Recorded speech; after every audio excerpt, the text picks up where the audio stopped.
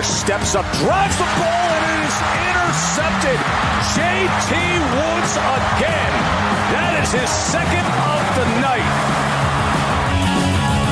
Welcome to Sikkim 365 Radio. Here he goes. Jamba Joshua. The exclamation point. Sikkim 365 Radio is presented by IdealMRI.com. High-quality MRIs for $497 or less. IdealMRI.com. Your health is important, so is your budget. Empty backfield, four-man rush.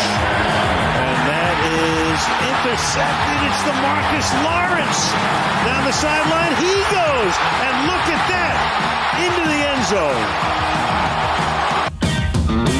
The 3 o'clock hour is sponsored by Waco Custom Marketplace. Meats, sweets, Texas treats, and a cut above the rest. 425 Lake Air Drive, Waco. Here's Luke Altmaier. First down. And he's taken down. And it's Terrell Bernard. And he has 15 and a half career sacks now. Now here's David Smoak, Paul Catalina, and Craig Smoak. Here we go, this 3 o'clock hour on a Thursday afternoon. A pretty packed show today, including national basketball writer Jeff Goodman. We will highlight, we did this throughout football season. We'll do this throughout the next 3 months or so, 4 months in basketball. Teams that are hot, teams that are struggling in college basketball. Mark Murphy covers Auburn. They're on fire. And he will join us today at 5 o'clock. We'll also today hear from Incarnate Word football coach G.J. Kinney.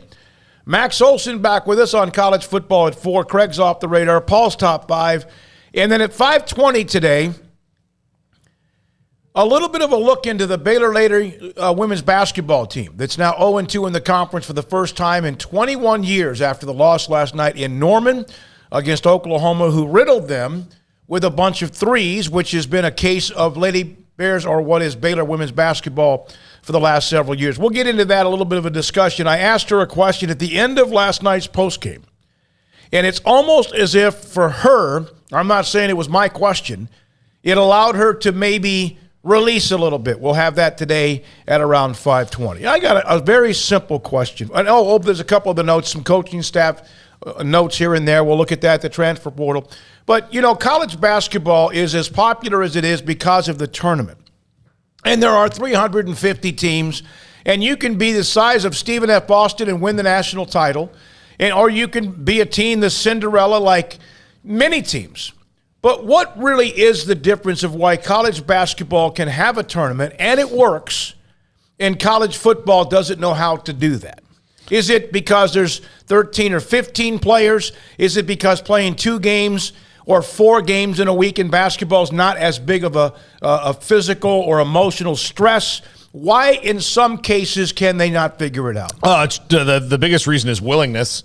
They didn't want to for a long time, and I think that's the biggest reason. And look, you're going to play an extra month in basketball and playing an extra month in football. Like maybe there's obviously more physical strain because you're running straight into each other, but playing 2 basketball games a week for an extra month is certainly physical strain as well. So, the academics is bogus, because if you did it in the month of December, most schools are off anyway.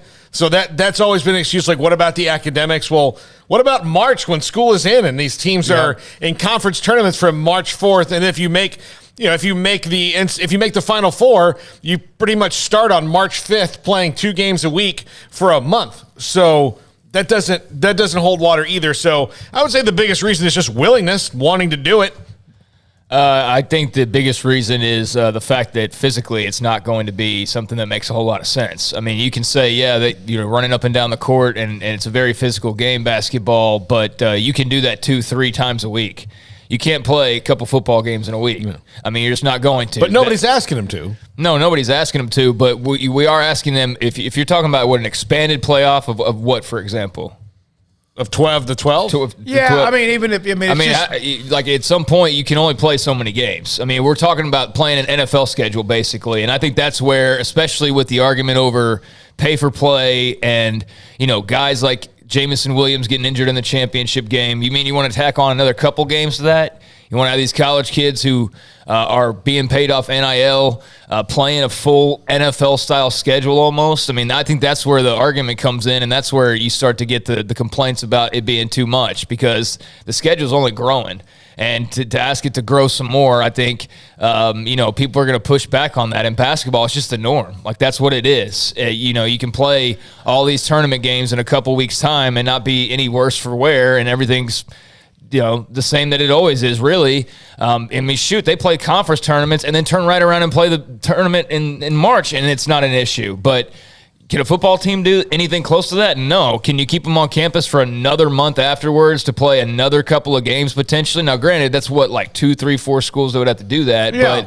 But still, it's hard enough to keep these guys for a bowl game right now, much less another month that they would be training for the NFL or trying to avoid injury or just trying to get their Gatorade paycheck, quicker as NFL prospects. So I think the business side of it comes into play as much as the physical side, but I think it all combines to lead us to where, there's not really a whole lot of, I think, fervor for, playing 2, 3, 4 extra games if need be. It just seemed like, there's probably a lot of reasons that are obvious, and I just didn't know if there maybe was some others, that we felt like might be that reason. There's a big game tonight in the Big 12 in men's basketball, Oklahoma State.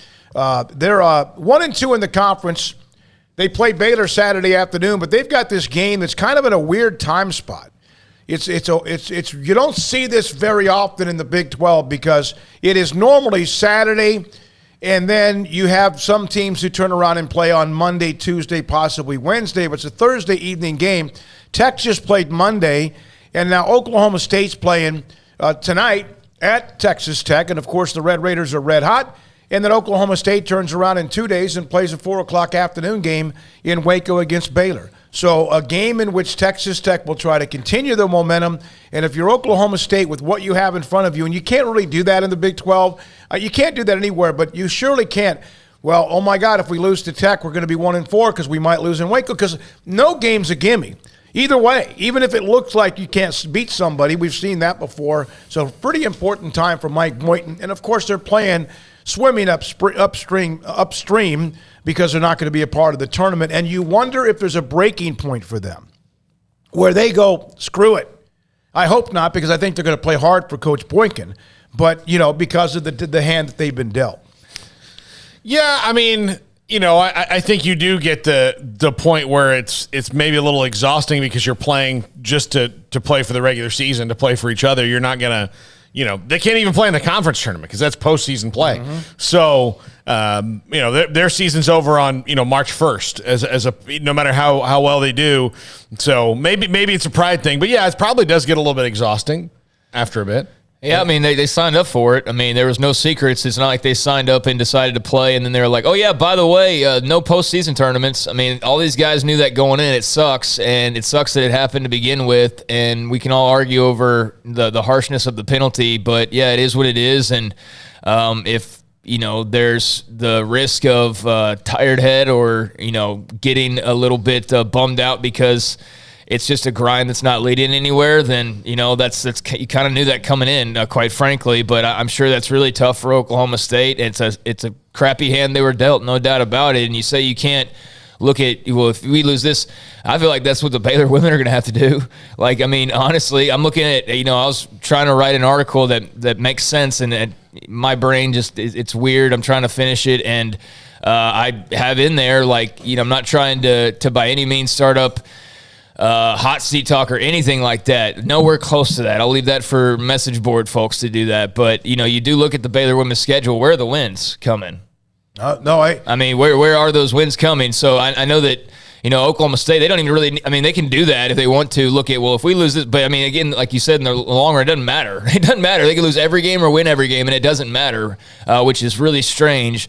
For the Baylor women, it does, but I do think they're a team that you kind of can look at and go, all right, well, they lost that one that you would expect them to win, and now they turn around and you don't expect them to win this one, and then the one afterward, well, all of a sudden that team looks a lot better than they do, and yeah, it's kind of hard to see where those wins are going to come from. So, there's a lot of teams right now that they're starting to get into mid-January in this push. It's full-on basketball season, and you're looking at people realizing and looking in the mirror of this is going to be a great run the rest of the way, and we're a really good team, or we're not quite what we thought we were. This is going to be a long wait till the season wraps up. It's already enough of a grind just by playing the schedule, which, again, you signed up for.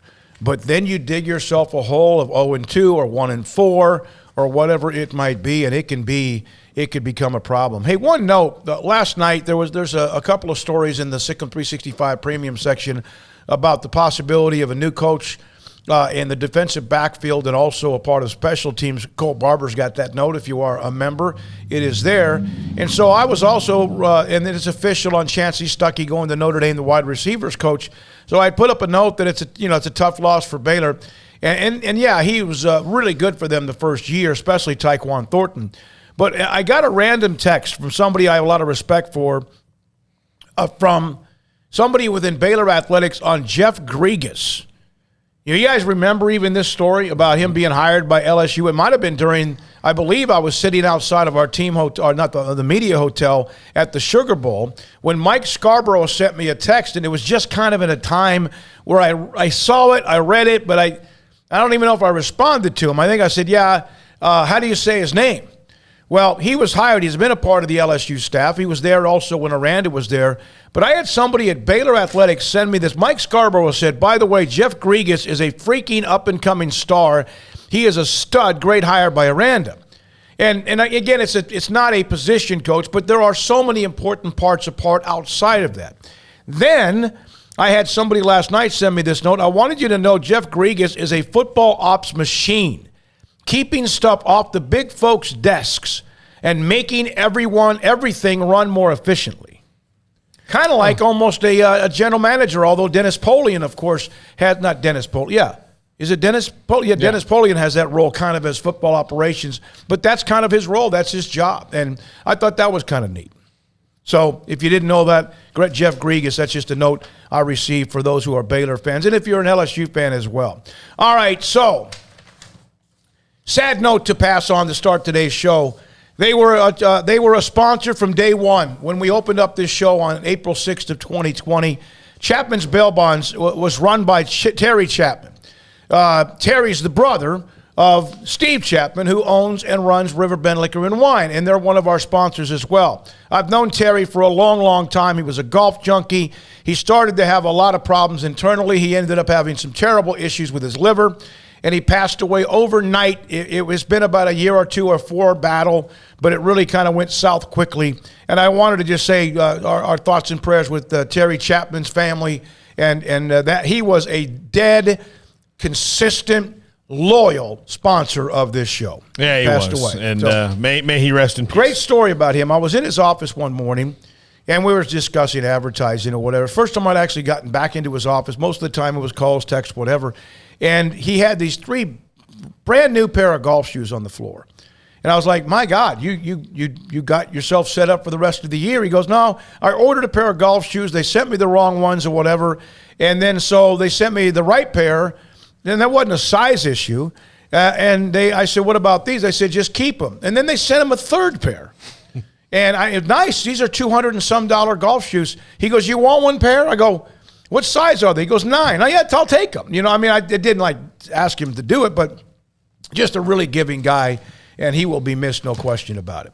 All right, 254-339-1122 is the text line. We will hear from Jeff Goodman.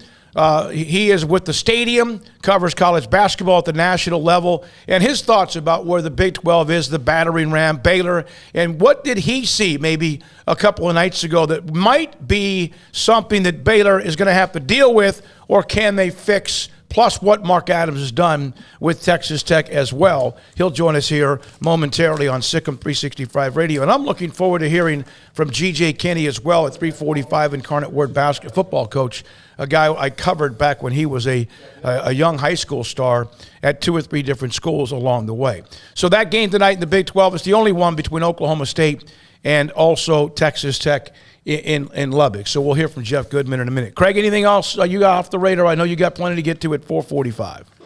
Yeah, not much. Just waiting on our guest here, and I guess it's an interesting note about Baylor behind the scenes. So that's part of what's discussed on the premium side of things. And, it's interesting to see Dave Aranda retooling his staff and just trying to find the right pieces that fit. And clearly they had a good run this past year. But, even losing a guy like Chancey Stuckey, I think that they can go find somebody that's more than suitable.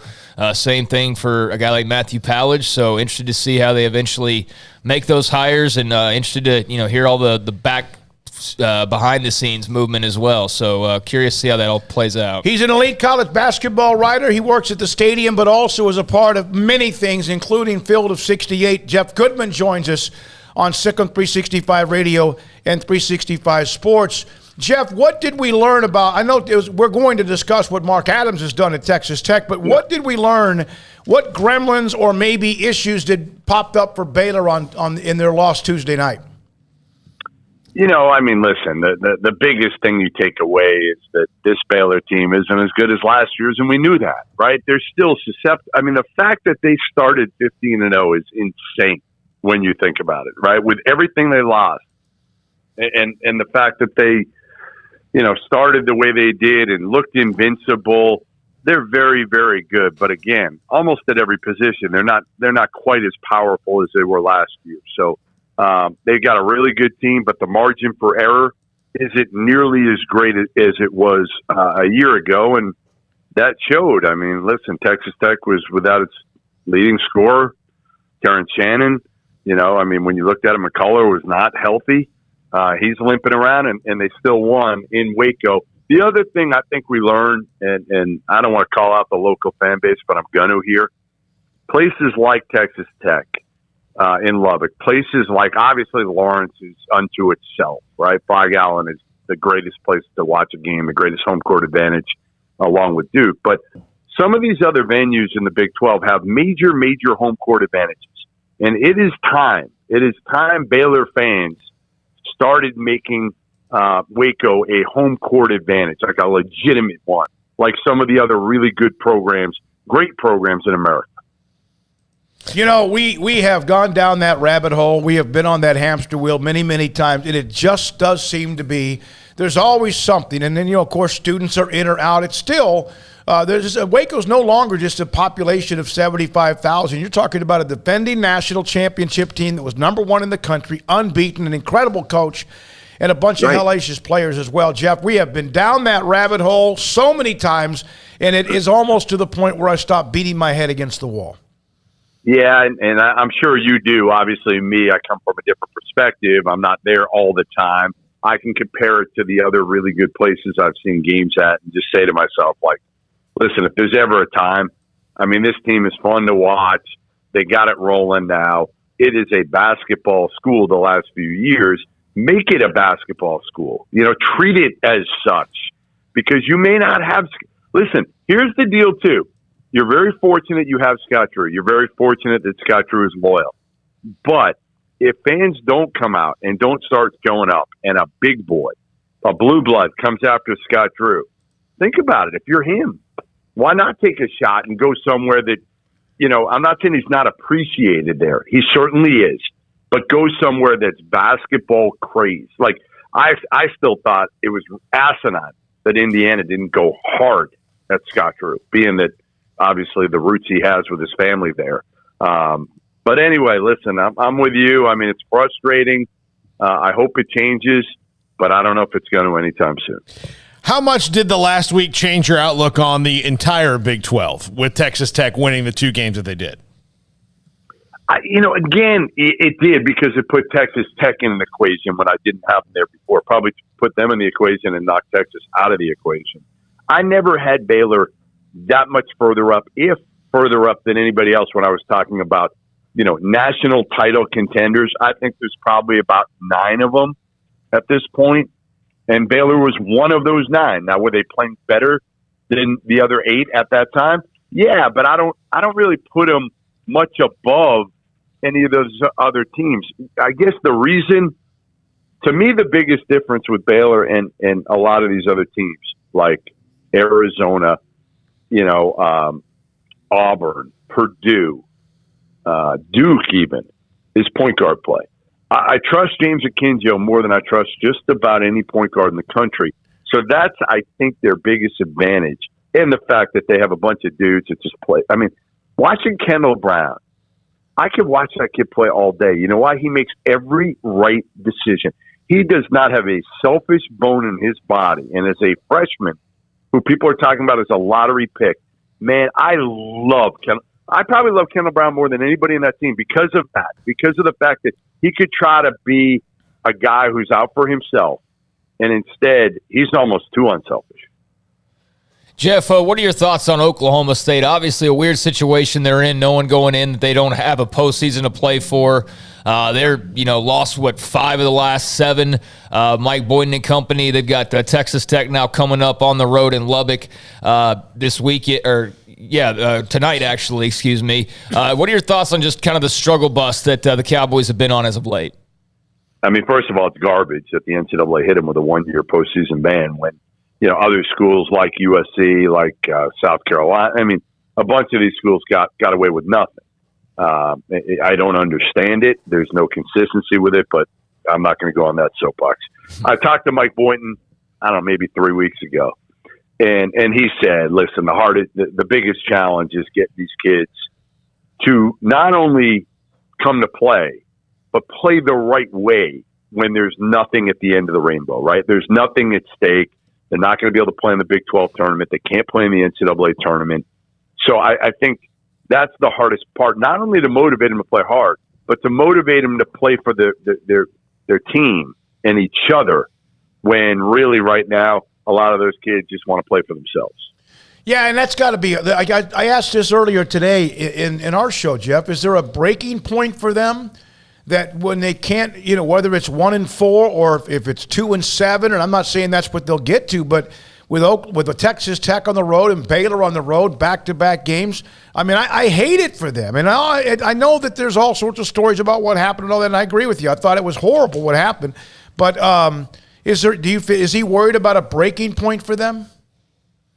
Yeah, I mean, he was worried about a breaking point before they even started conference play. Yeah. And again, getting them motivated every single day, a bunch of kids, is not easy. I mean, shoot, it'd be hard for me and you. We're older to get motivated if there's nothing, no incentive at the end, right? The incentive is, to win that game. I get it. Obviously, you want to beat Texas Tech, you want to beat Baylor on the road in those venues, but you're not playing for a seeding in the Big 12 tournament, and you have no chance of hearing your name called on Selection Sunday. So that's difficult for kids. So, I do think there's probably a breaking point when they just say to themselves, hey, you know what, the hell with it. I'm just getting my own. What do you think the future holds for Kansas? Bill Self seems a little bit, I mean, at least when he talks about lukewarm about the way his team has played lately, but with Abaji and Wilson and Martin and Brown, it seems to me, and I'm not even talking about McCormick, that team's pretty loaded and could contend by the end of the season. It's all on David McCormick. And he looks no better. In fact, he's probably more inconsistent now than he has ever in his career. So, last year, Bill Self found a way to kind of turn the light on about conference play, and McCormick looked like a completely different player. well, we're already in conference play, and McCormick still looks like the inconsistent player he's been for much of his career. So I just don't know if you can beat great teams with Mitch Lightfoot playing 21 minutes like he did against Iowa State. They beat him at home barely against an Iowa State team that's been great so far, but you look at the talent, it's not overwhelming. Agbaji's been awesome. Not good, awesome. Christian Brown's been awesome. Jalen Wilson's starting to come around. That helps, although he wasn't great against Iowa State, but the game before he played very well. And I think Bill Self is kind of frustrated enough that he's saying, you know what, I'm going to throw in KJ Adams in there. And he's undersized. He's not really a big, but he'll play hard. And I think he felt like, maybe it would light a fire under McCormick. But to me, without McCormick, they're very limited how far they can go.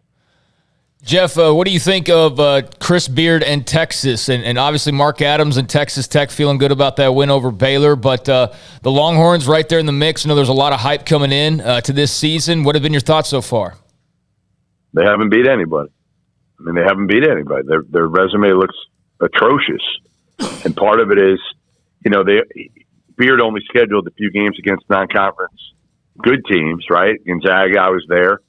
They got manhandled second game of the year, which no shame in because you got a completely new team, new coach, all that.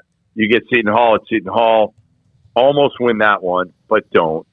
Then, you get Oklahoma State on the road in Stillwater, you lose that one. The best game, they're coming off their best win of the year, Oklahoma at home.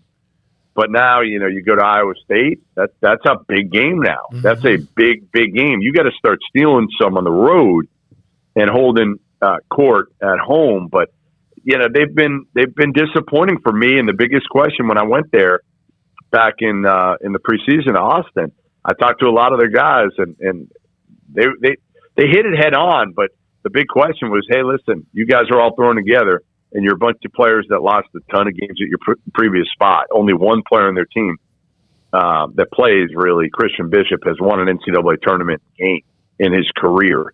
So that worries me, but I've always said in Beard I trust. I think he'll figure this thing out. He's got some talent to do so. But, I don't want to say you're running out of time, but you better get it going here in the next few weeks. Is part of his problem, though, that he got a little too greedy in the transfer portal? I know that it's hard to say that you don't want to turn down talent, but you got a bunch of guys that want to play 30 minutes a night, and you can't play everybody 30 minutes a night or more.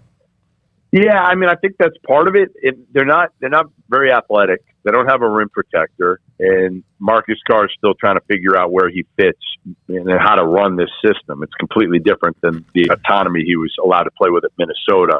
So their point guard play has been pretty erratic for the most part this year. But, yeah, it's crazy. Listen, that one, the fact that Texas Tech is ranked higher, I think I'm at 9 or 10 right now, and I don't have Texas ranked at all, is amazing to me. I never, ever would have thought that would have been the case because Adams was killing it.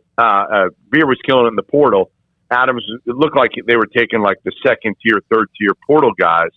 But, listen, the culture has already been built in Lubbock. That's the one thing is Mark Adams was an elite defensive coach who, if you give him enough talent, he's just a hell of a coach. Forget defensive. He's a great coach. My biggest question was, could he recruit? But these days with the transfer portal, I don't think you need to be a great recruiter anymore because the transfers had already seen the success that Beard and Adams had in Lubbock. I don't know if they cared who was the coach to some degree. They saw the program success with transfers. They added some. And again, you look at, Terrence Shannon hasn't even played, but he's been good. McCullough played hurt, tough. Nadolny is just so tough and getting his opportunity. That's what this program's been built on. And Mark Adams, listen, they haven't skipped a beat with Beard gone. And one of the things about that team is that, they play they play relentless. And it's almost as if Mark Adams, with all due respect to Chris Beard, is a better fit to be the head coach in Lubbock with that crowd and fan base because he wants to be there compared to maybe the thoughts about Chris Beard. He was beloved there, and all of a sudden he's gone, and now you can't wait for that game to play on February 1st. But is Mark Adams a better fit? I think they were both really good fits there. I actually think Chris Beard might be a better fit at Texas Tech than he is at Texas, but how do you turn it down, right? You know, Texas Tech is a tougher job. I know what Texas Tech fans will say to me. You know, Texas, nobody cares about basketball in Austin and this and that. And listen, Texas Tech basketball fans have been amazing. I mean, trust me, I know on Twitter because they crush me. But I think if you're Chris Beard, you're thinking, number one, he went to school there. Number two, it's one of those where you're thinking, I still have an easier opportunity to recruit top 25. I can get him to Texas Tech, but, man, it's been really, really difficult. If I go to Texas and bring him to Austin, and it's easier to get to, and, you know, just a different feel in Austin than Lubbock, I got a chance to really, really load up here with talent and maybe win this whole thing. I know they were close, obviously, got to a championship game at Texas Tech, but I think most people that look at it objectively would say you have a much better chance to consistently fight for a Final Four at Texas and Austin than you do in Lubbock. Jeff, one more thing, and you mentioned Kendall Brown, how unselfish he is. He has, you know, again, that game on Tuesday, of course, Texas Tech's defense is fantastic. Do you feel like, and I know you talked to Scott quite a bit, do you feel like he almost needs to be more selfish at times and possibly try to push it a little bit? No, not really. Okay. I think he's doing exactly what this team needs him to do. I don't think he's a big-time scorer yet. I think he plays within himself, knows his limitations. I think there's other guys that are more adept at scoring the ball right now. But I just love how this team, again, they move the ball. They're unselfish. They play for each other. They just didn't have it the other night. You know, listen, Duke lost to Miami at home the other night. At home to Miami. Texas Tech's a much better team than Miami. There's no shame. You're going to have these games. And ultimately, might not be the worst thing for Scott Drew to kind of tell these guys, hey, listen, I know you think you were really good, and you are, but you can't get away with playing your game. Like, I feel like last year's team, they could, for the most part, play their C game unless they were going up against an elite-level team. They were still going to win. This team's margin for error is not nearly as great as last year's. Thank you, Jeff. Appreciate it as always. Whenever we can get you. Jeff Goodman Stadium covers college basketball like a blanket. Great to have him on whenever we can. 3:31 is the time. We'll come back with a segment, a couple of notes on college basketball and college football. And then at 3:45, G.J. Kinney, head football coach, his first ever head coaching job at Incarnate Word, which is interesting because in San Antonio, where his former high school coach is there, in Jeff Traylor and UT San Antonio. This is Sikkim 365 Radio.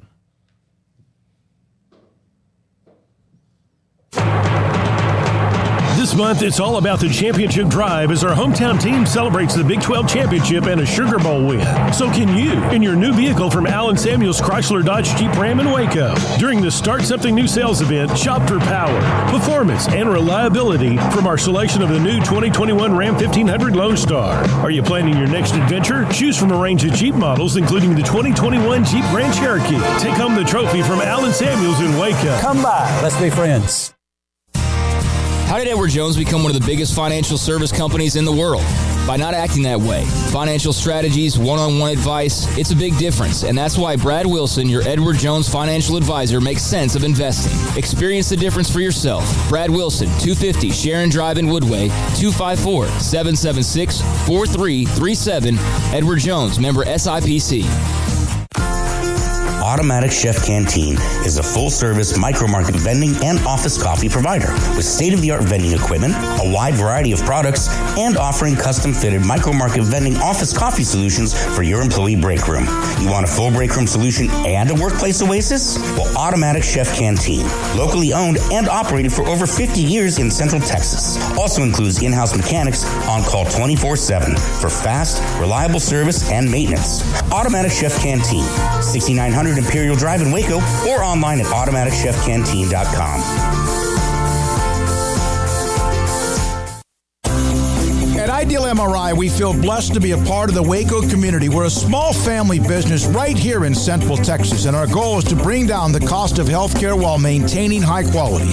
At times like this, the cost of healthcare has never been more important, and unfortunately, significant illnesses and injuries still occur. That's why Ideal MRI is open and here to serve you through the difficult time.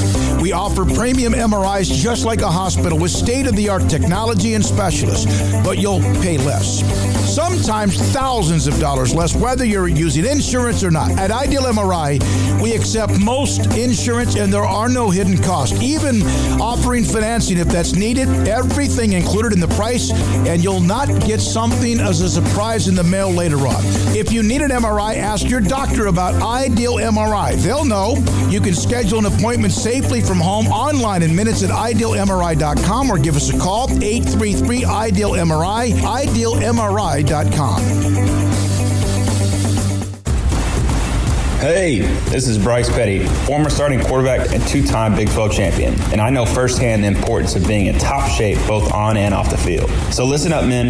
If you're feeling beat down day in and day out and looking for that high-performance edge that separates the men from the boys, then look no further than the Petty Clinic Low T in Waco. Petty Clinic is a comprehensive men's healthcare clinic with an atmosphere catering to men. Board-certified Dr. Kent Petty has a special interest in offering the highest quality medical care to men of all ages. Some of the services offered include screening and treatment for low testosterone or thyroid, infertility, high blood pressure, diabetes, high cholesterol, sleep apnea, while offering comprehensive wellness exams and complete men's health lab panels. High performance men, remember, it's not just a Petty thing. This is Bryce Petty, encouraging you to reach out and Google search Petty Clinic Low T or go to pettycliniclowt.com and get your complimentary lab screening today. There are 26 letters in the alphabet, over 600,000 words in the dictionary, and just 3 of them said together can change everything. Let's order pizza. Those 3 words lead to dough made from scratch and 3 fresh signature cheeses that blanket golden crust in a heavenly melt on Marco's Pizza that'll blow your mind. So visit marcos.com to order and stop by Marco's Pizza in Belmead, China Spring, Woodway, and soon to open in Robinson. Marco's. Pizza lovers get it.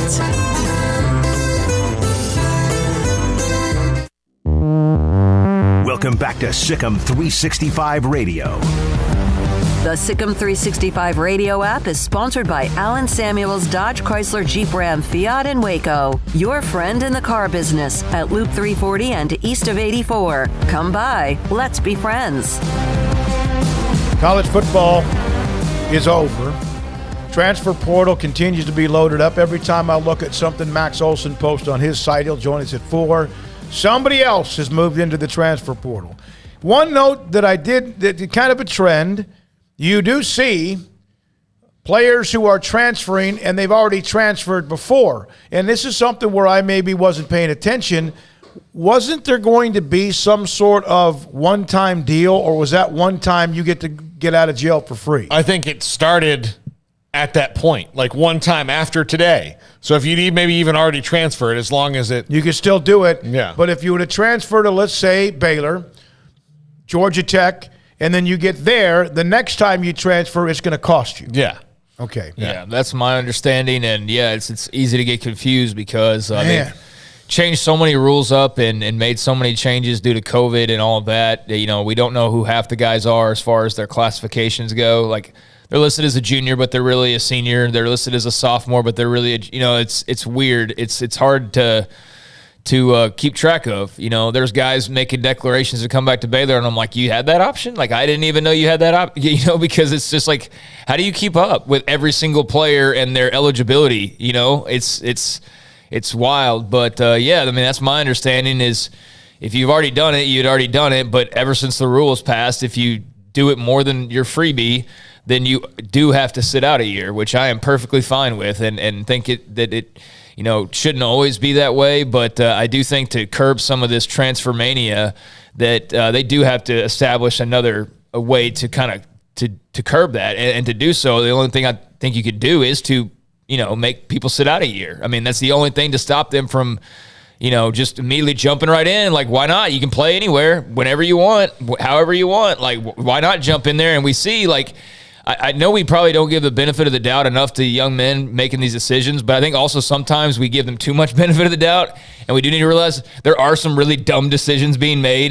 These aren't all like super well thought out and calculated. These are, in some cases, guys just jumping into the portal because it's a cool thing to do.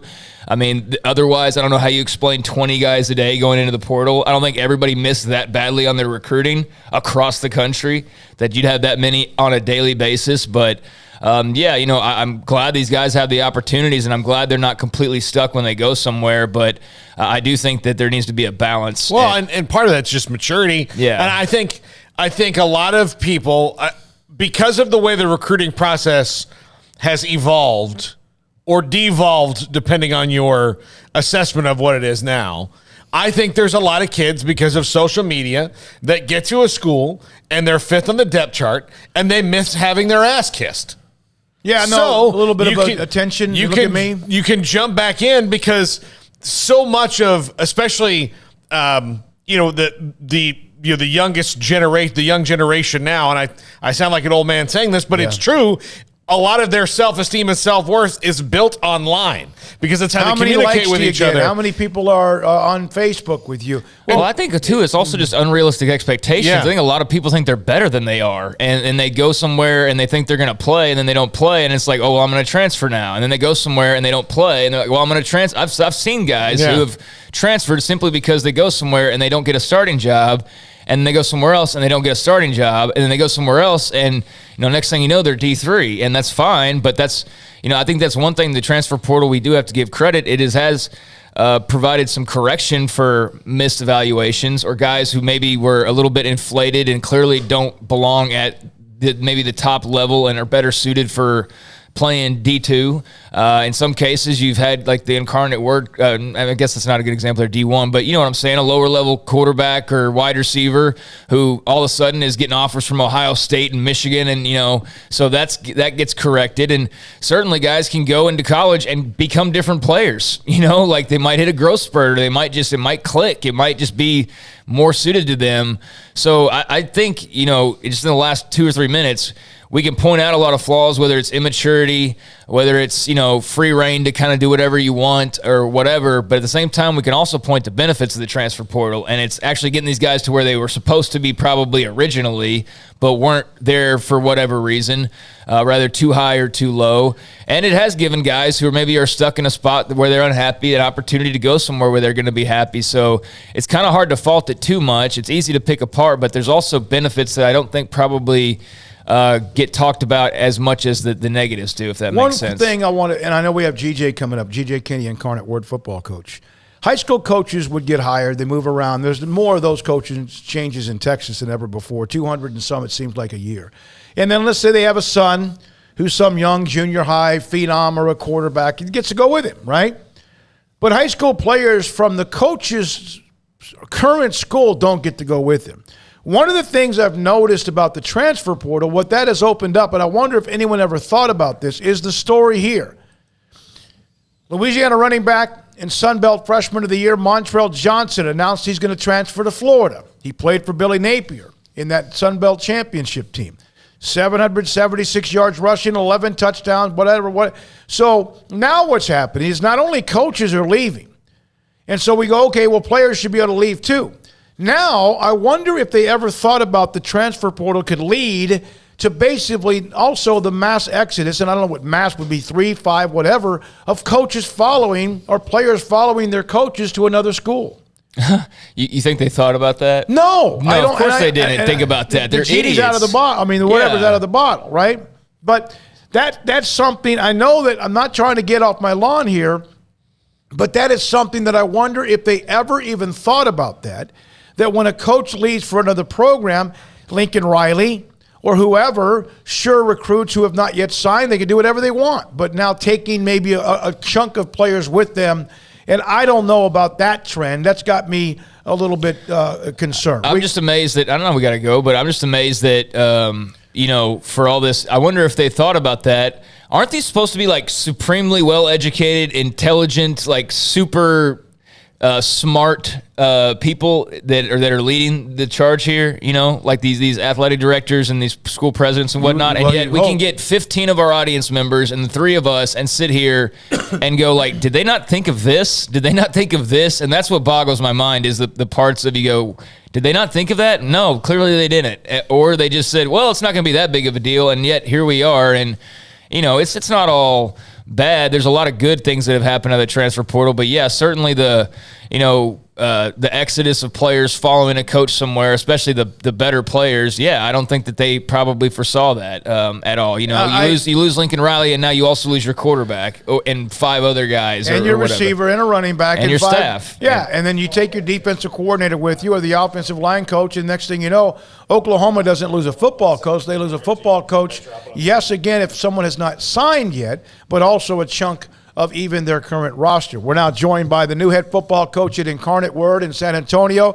G.J. Kenny joins us on Sick on 365 Radio and 365 Sports. Of course, his father, the connection to Baylor, All-American linebacker, and G.J., of course, played his football at Tulsa and in the NFL, joins us live on the show. Young man, proud of you. What a journey you have been on, and what was it like to get this first opportunity to run your own program? Man, just super exciting, just getting the opportunity to come back to Texas. That's home for me. And I've been away for a while, so just really exciting to get to a program where, you can win and you got good players and a recruiting area like San Antonio, just really exciting. You step into a program in an Incarnate Word that, I know that the quarterback transferred that you thought you were going to have, but this is a program on the upswing and growing, not just on the field, but as a program. What's that like as a head coach to step into a program that is putting more resources into growing their brand? Yeah, for sure. I think this is really a sleeping giant in this league and this area, and like I said, you can really recruit here, and it's definitely not a rebuild situation, and that's exciting. Just talking to mentors, and when I was going through the interview process, just hey man, don't take a job that you can't win, and obviously they've won here, and felt we can continue that success. So that's a big reason why I took it. What's it been like to build a staff? Man, that's been the fun part for me, just the connections you make, and then the interview process, and really getting in there and getting to know these guys, and getting guys that I know that are great coaches, but also great people. And that was really important for me. What did you learn in the short amount of time you were able to be with Gus Malzahn?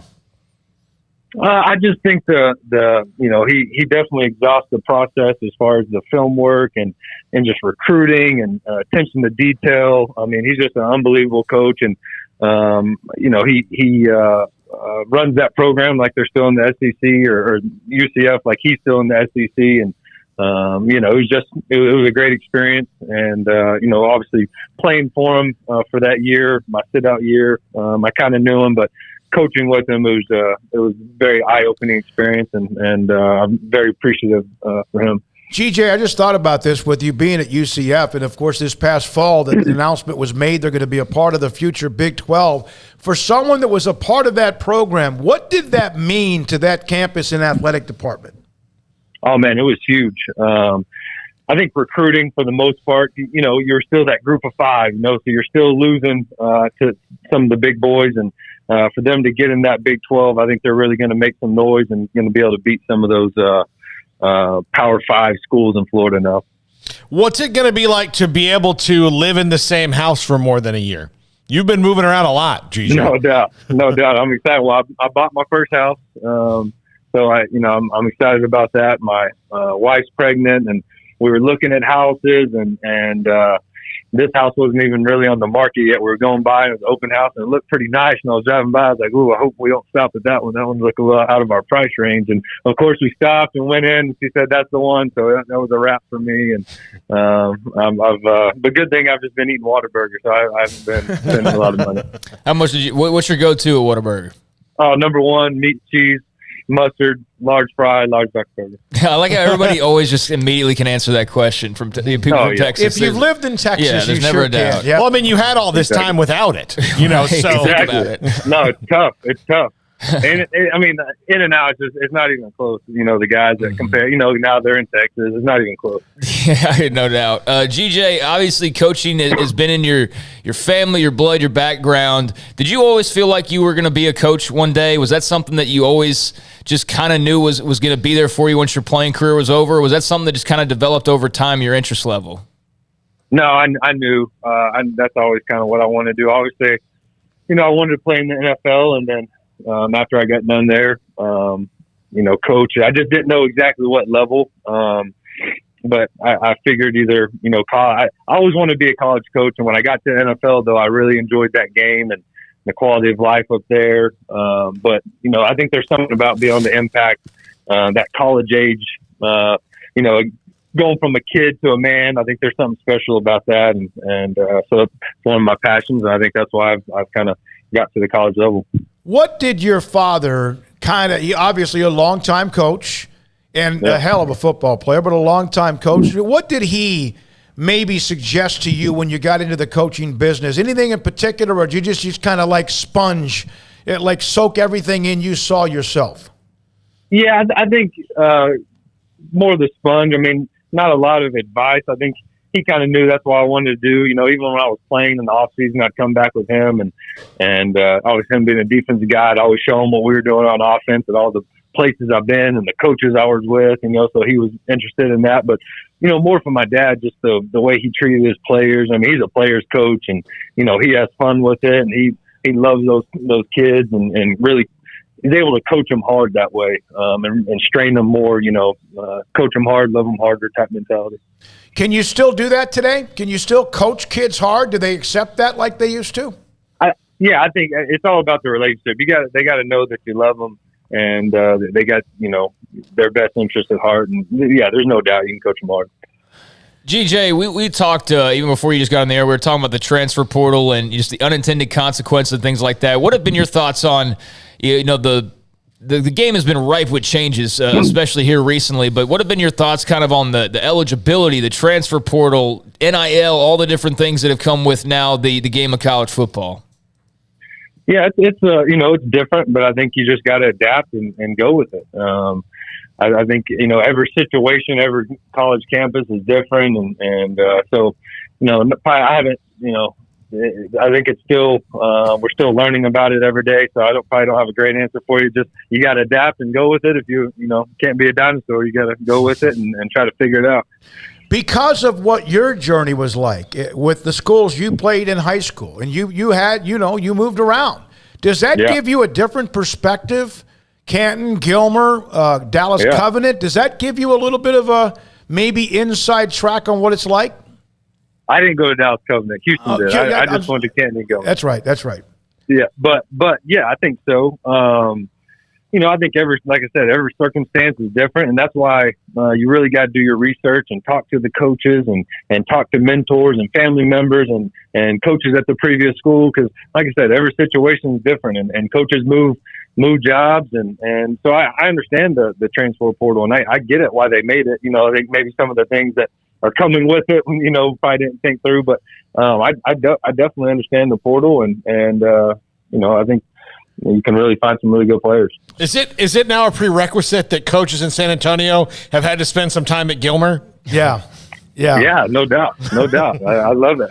I've called Jeff, probably more in this last 3 weeks than I have in a while, but he's always been a mentor for me and someone I really leaned on throughout the whole process, and just the type of person and coach he is I really owe a lot to Jeff, and just a very special person. How much does what he's also created? I know you guys are competitors, but how much of the energy he seems to have created in San Antonio will help you as well? Because if it's energy about college football, then that helps everybody in college football. Yeah, I agree. And that was, part of the hiring process. They kind of asked me similar questions, and I think, you got to be yourself, but at the same time, I think he's done a tremendous job there and getting the support of the city, and they're on a special run right now, and very, very happy for him. Do you every time you talk to him, do you just get a little bit of a dig in on that game at Trinity Mother Frances Rose Stadium? When you were the quarterback at Canton and you were huge underdogs and you knocked off the 800-pound gorilla? Yeah, no doubt. I think he probably brings it up more than I do. But yeah, that was definitely a special game, and you know, when I was in college, we beat Notre Dame, and being in the NFL, that's probably still my favorite game. If I had to guess. You're kidding, right? A high school? Yeah. No. I mean, Texas high school football, you know how it is. Oh, I know. And like you said, that season we were on, and what kind of we went through prior to that. Yeah. And just no one really gave us a chance. And shoot, we were throwing that ball all around the field, so it was fun. And it was at what is basically almost one of the Mecca high school stadiums, too. Everyone wanted to play a game at Trinity Mother Francis Rose Stadium. So you're trying to put your staff together. I know you're going to have a Zoom here in about an hour to try to hire and look at somebody else. How long does all that take? How quickly do you need to have that done? We offensively, we got it done pretty quick, and defensively just being very thorough with the process. And I'm excited with what we got, and we're almost done, but just want to make sure and be very thorough through the process. And that's kind of what something like talked about the mentors, like, hey, I know people are going to try to rush you. Take your time and make sure you find the right guy. 33 years old and a head football coach. Man, and again, it hasn't just come easy. You have been at SMU in Arkansas, and you mentioned also the time in the NFL, even working with the Eagles, Hawaii. I got to get to Hawaii. Just the fact you were there. What's it like to be able to actually coach in Hawaii? Before we go on that, Smoak, I think we've been doing this since I was 14 years old. I was telling somebody today. I think you've been interviewing me since I was 14. That's pretty cool. Yeah, you were a sophomore, weren't you? Was that what you were, a sophomore? Freshman at Canton, because you started putting up huge numbers. Yeah. Yeah. Well, when I saw your name up and I thought that this was going to happen, I was thrilled for you, and I'm glad we were able to connect again. This is good. Yeah, no doubt. Anything we can do for you let me know. Oh, no doubt. Hawaii was really cool. Just going out there and obviously with COVID, that was still going on, but it was definitely a time of adversity, and being out there at the beach and with my family and the people out there were awesome, and just a very special place. And I'll definitely have a lot of connections there, and shooting at, they have great players every year out there. So always a good opportunity to go out there and recruit somebody. G.J. Kenny was an all-state quarterback at Canton. He was an all-state quarterback at Gilmer as well. And I'll never forget, again, covering him and that team and what they did that one night especially. I broadcast the game on the radio that night in your win against Gilmer and Jeff Traylor as well. Thanks for your time, man. Congratulations. Good luck going forward. Anything we could do, let me know. Awesome. Thanks for having me. G.J. Kenny, head football coach at Incarnate Word, Sikkim 365 Radio. 2003, 4, and 5 at Canton, and transferred to Gilmer his senior year in 06 as well. It is wild that he ends up, crosstown rivals with Jeff Traylor. That's just for those that have followed that. That's, going back nearly 20 years, the connections between those two, and for them to go from East Texas high schools to, now opposing head coaches in San Antonio at the college level. That's just, can't make that up. That's just that kind of wild, roller coaster life can take you on. So now they're going to have to, as much as they obviously respect and like each other, I'm sure there's going to be a couple times they're going to have to butt heads, but they're both competitors, so they know what they signed up for, and that'll be fun. Colt Barber's been all over this since really yesterday evening. Ronnie Wheat, who's been at Nevada, has been hired or will be hired to be the safeties and special teams coach at Baylor. Ross Dellinger also had a note about that as well. Colt's been on that since yesterday evening. So Ronnie Wheat, who was at LSU when Aranda was there, will replace Matthew Powledge, who's now on the staff with Dan Lanning at Oregon. Yeah, if anybody has any insight on Ronnie Wheat they want to provide out there, I mean, we got a lot of knowledgeable listeners, and I can't say that just off the top I know a ton about him. I'm going to have to read a bit. I mean, read a little bit already about, his background. Obviously, the connection with Aranda makes that hire make sense. But, any of our LSU fans or any other stops he's been want to chime in on that, feel free. Would love to hear your thoughts on him. Max Olson on college football, next on Sikkim 365 Radio. If you are looking to sell your home or buy a new one, or both, probably doing the same at the same time, you need to call my friend Lance Donaldson, the Donaldson family team at brokered by eXp Realty. 254-214-3713 or online, lancedonaldson.exprealty.com. Look at seller's market right now. Don't fall in the trap of for sale by owner. That's only going to get you no people walking in the door to see your house because you're not a realtor. You're not putting it out there. Get a realtor, get people in your house that you're trying to sell. That way, that when you're trying to buy the new one, you have that much more money to roll into that one and maybe some profit, even in this seller's market. So call my friend Lance Donaldson, 254-214-3713 or online at lancedonaldson.exprealty.com. American Bank has been serving Waco since 1952, and we're just getting started. Hi, I'm President and CEO Dana Hassel. Over the past few years, we've been busy investing in new technology to give you the best banking experience possible. We've also expanded our downtown branch and built 2 state-of-the-art buildings at our Woodway and Bellmead locations. With bright open lobbies, plus fast, personal, interactive teller machines, everyone in Waco is now just minutes away from face-to-face banking. Visit us today and see how we're invested in serving you at American Bank. Member FDIC.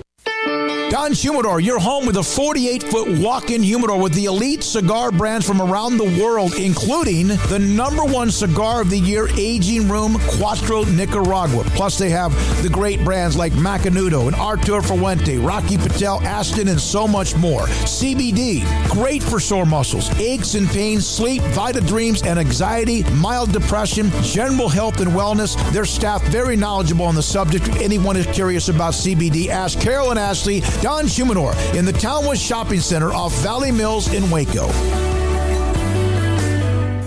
The year is wrapping up, sports bettors, but BetUS still has your NBA, NHL, college football bowls, UFC, PGA, and of course NFL betting lines up for their 27th year. Live betting on all of it. Log in to BetUS.com today. Use our promo codes SICK'EM125 for a 125% bonus on cash, or SICK'EM200 if you use crypto. So use the 3-decade leader, BetUS.com. Use promo code SICK'EM125 and SICK'EM200. In the market for a quality metal building? Since 1943, Pioneer Steel & Pipe has helped Central Texas residential and commercial customers with metal building design, panel options, building components, and trim options. Pioneer Steel & Pipe's residential line is energy efficient, offers low maintenance, reduces insurance payments, is impact resistant, and carries up to a 45-year limited warranty. In addition, they can also help you find a metal building contractor for your project. Pioneer Steel & Pipe with locations in Waco and Bryan and at pioneersboys.com.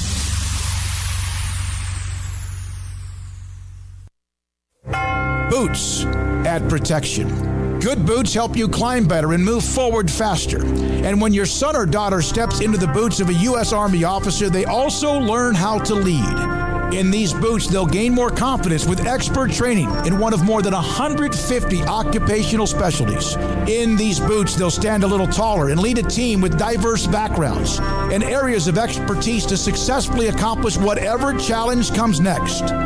In these boots, they'll earn respect with valuable experience from day one that will give them solid footing for success into the future. Highly qualified candidates who earn a spot on our team can receive comprehensive health care coverage, college tuition assistance, and a bonus of up to $40,000. See all the things your son or daughter can achieve in our boots at GoArmy.com. U.S. Army Waco Recruiting Company, 254-598-8131 or 254-776-1543.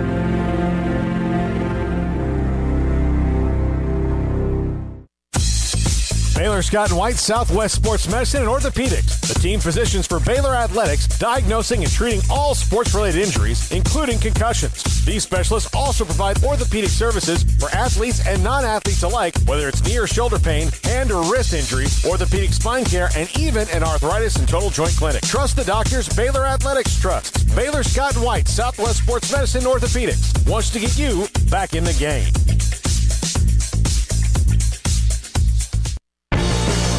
Welcome back to Sikkim 365 Radio. It's time for our weekly segment with Max Olson of The Athletic. Brought to you by Pioneer Steel & Pipe, where customer service is their main focus. And best in metal, steel, and pipe for large or small projects. With 2 locations in Waco and Bryan. Family owned and operated since 1943. Biggest third down Bryce Young's career. You need 10. Play clock at 4. From the pocket, launching downfield, underthrown, and intercepted. Keely Ringo has an escort down the sidelines. All the way to the end zone. And Georgia is going to conquer the Crimson Tide.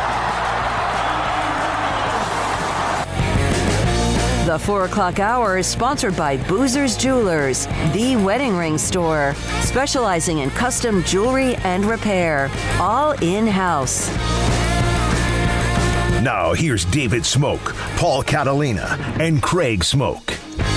If you want to keep up with the transfer portal, you can go do that if you want yourself. But you can just follow Max_Olson, OLSON. He has constant changes, additions to the portal, and those who are going wherever they're going to play their ball next. And he joins us on Sikkim 365 Radio from theathletic.com. Max, I asked this question earlier, and I don't know, do you think that when the transfer portal was developed, for example, the running back at University of Louisiana is going to follow Billy Napier to Florida, but do you feel like when the transfer portal was developed, that they even thought through the fact that players would start leaving when coaches do, not just to leave elsewhere, but to possibly follow coaches to where they're going? Is that a trend that is of any concern to you?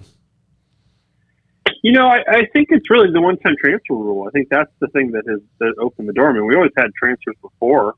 We just made it a lot easier to keep track of them now with the advent of the portal. But I really think it's the one-time transfer rule. I think in the past, for a lot of players, it was a tougher decision about, okay, I probably should wait here and finish my degree before I move on. If you're not happy with your situation, or in some cases you leave early and you try to get a waiver. But I do think that once you kind of cross that bridge, and I can understand why the NCAA felt like they had to, because the previous rules were too restrictive, and because all these players were just trying to get waivers to do a one-time transfer anyways, and the waiver process got totally overloaded, and they weren't really built to deal with all that. I think the one-time transfer rule is making it a lot easier for these players to just say, you know what, I'm a little bit unhappy with my situation, or I want more playing time, or I think I'd be, better off somewhere else, and they make a change. And I think there's probably a lot of players that, there's some situations certainly where coaches are telling players to leave, but I think by and large, you're seeing a lot of players that want to bet on themselves, and especially in that case, you mentioned a lot of Group of 5 players that believe that they're good enough to play at a Power 5 level. Do you try to figure out because you track this very well, when somebody comes in, do you have to make do the mental exercise of where might they go, or is that too much to keep up with given how many people are jumping in every day? It is a lot to keep up with. I think that, when you look at when a player appears in the portal, for me, it's kind of just doing what all these coaches and staffers are doing. Is you look them up, you look at, what's the resume they put together so far in terms of games played, starts, production, what kind of recruiter were they? And I think certainly right now there's a real instant gratification to stuff where when a player goes in the portal, you see a lot of times within 24 hours, they've got a ton of offers if they're a big time player. So yeah, a lot of the job in tracking this is just trying to keep an eye on who are those players that could really blow up through this process. And, a lot of times you find out pretty quickly. Certainly, when a Caleb Williams or a Jackson Dart goes in the portal, it's going to be a big deal. But, certainly there are players and proven experienced players at every position right now that are making moves. And it's a lot to keep up with every day. So, Max, where's Caleb Williams going? Well, if you'd asked me Monday, I'd say USC, and I'd say probably almost a done deal. But it seems like now things have opened up a little bit more. I know ESPN reported yesterday that he has spent some time visiting UCLA. I could see him potentially taking more visits, but I think USC is still the front runner here. I'd be surprised if it's not SC. And in some ways, maybe the Jackson Dart decision to go in the portal kind of tips that. But certainly, I thought this was probably going to be done on Tuesday or Wednesday, and here we are on Thursday. He still hasn't made his decision, and now you see, his teammate Mario Williams is taking a visit to Texas as well, and looking at some of his options. So I thought USC had this locked up. Maybe they still do, but it seems like Caleb Williams and his family are still trying to explore a few more options. Is it almost to the point now, like tax deadline, with a lot of schools going back in session, where you're going to see this flood this week? Is this kind of like the week that everything happens? Yeah, I think we're going to see a lot of it going on this month. You're right about that. And every school's a little bit different in terms of when their semester starts. I know some of them are, on the 18th next week, coming up here pretty soon. So you've got some of those deadlines for players to get in. And I've seen some deals where I talked to Cameron Ward, the quarterback from Incarnate Word, I believe on Tuesday night. And, asked him, when are you getting to Washington State? And he said, I enrolled, flying out tomorrow. So, once these guys get it done, they head out to school. And so, yeah, there's a lot of this going on these next few weeks here. And then you probably could see it slowing down a little bit until we get through spring ball. And then you've got more players and more grad transfers who have a better sense of where they are on the depth chart, probably trying to make moves after that. Max, there was a national championship game this week, believe it or not. I don't know if you caught that, but earlier this week, Georgia gets the win over Alabama. Seems like we've already kind of moved past that, but what were your thoughts on the Dogs and their comeback and, beating the big evil machine that is the Crimson Tide? Yeah, really, really impressive. I thought it was, at least for me, I felt like it was satisfying to watch the team that I felt like was the best team in the country end up on top there at the end. I thought it was just the way that Georgia responded. You have that kind of that real crisis in Atlanta in the title game where you feel like, oh man, they've been so dominant for 12 games, and then they go play Bama and get spanked, and you wondered, okay, how are they going to respond to that? Or is this a team that because of the quarterback situation they've got, this is a team that just has like that one weakness that could really cost them in the biggest games, but. Nothing but respect for Stetson Bennett, what he was able to do in the clutch in that game. And, the best, that Georgia defense, you can measure it a bunch of different ways, including in stop rate like I do. But, in terms of the points per game, that's the best defense we've seen in college football in 10 years. And awesome finish by them to hold Bama to field goals and shut them down. And, I thought that was, certainly an ultra-talented team that was very deserving. Outside of never having to pay for a beer again for the rest of his life in Georgia, Stetson Bennett can come back, Max, and he can play, but do you think he will be legitimately in a quarterback battle in the spring because JT Daniels healthy, Brock Vandagriff there as well, and whatever else happens with Georgia in the next couple of months? Yeah, I don't know. I guess we'll see if they add Caleb Williams. It's hard to sit here today and kind of project how these teams are even going to look for 22 with, I know people do their way too early rankings this week, but to me that seems really, futile. I mean, you feel good about a team like Baylor that's getting a lot of guys back, but man, these rosters are so fluid that it's just hard to know who's coming back with what. But, I think Bennett probably is, he's probably in great shape to start off, but, I would think this would be a moment where JT Daniels has got to think about whether he needs to transfer. And I know he's already done that before, but, it certainly, wasn't his year that despite how well he played at the end of 2020. And so I'd be curious to see if he's moving on or if any of their backups are moving on. And that's kind of what you expect now that, Georgia's got to keep recruiting good ones like Vandagriff, like you mentioned. They got another good freshman coming in, but, Stetson Bennett, to his credit, did all the right things this year to take that job and hold on to it. Max, do you think the Big 12 is going back towards more of an offensive philosophy? I mean, I know Dave Aranda is still sticking around, and there's other coaches in the league who are defensive-minded, but, I mean, you look at, the move with Kitley and the Western Kentucky offense that's going to be following Joey McGuire to Lubbock and Sonny Dykes at Fort Worth. We know Sark's an offensive guy. I mean, Venables is a defensive guy, but they're bringing in Jeff Lebby. Do you think we're going to see more of the up-tempo, air raid kind of return of offenses to the Big 12, given, kind of the defensive look they had this past season? What do you make of maybe the style switch that's upcoming? Yeah, that's not a bad theory. It's not, and it certainly – when you watch that Big 12 title game between Oklahoma State and Baylor, you have to sort of take that as a representation of where the conference is at. That just two defenses just absolutely brawling in that game, and offensively, you had some challenges, but it was really defense that won the day there by Baylor. But I think that I'm certain Brent Venables wants to win with defenses, even though he hired Jeff Lebby. I know that, he's been one of the best in the country for a very long time, very consistently. And I'm curious to see how he approaches this conference. I'm sure he's got a great plan. Certainly Sonny Dykes' offense coming to TCU with Garrett Riley, I think will be a lot of fun.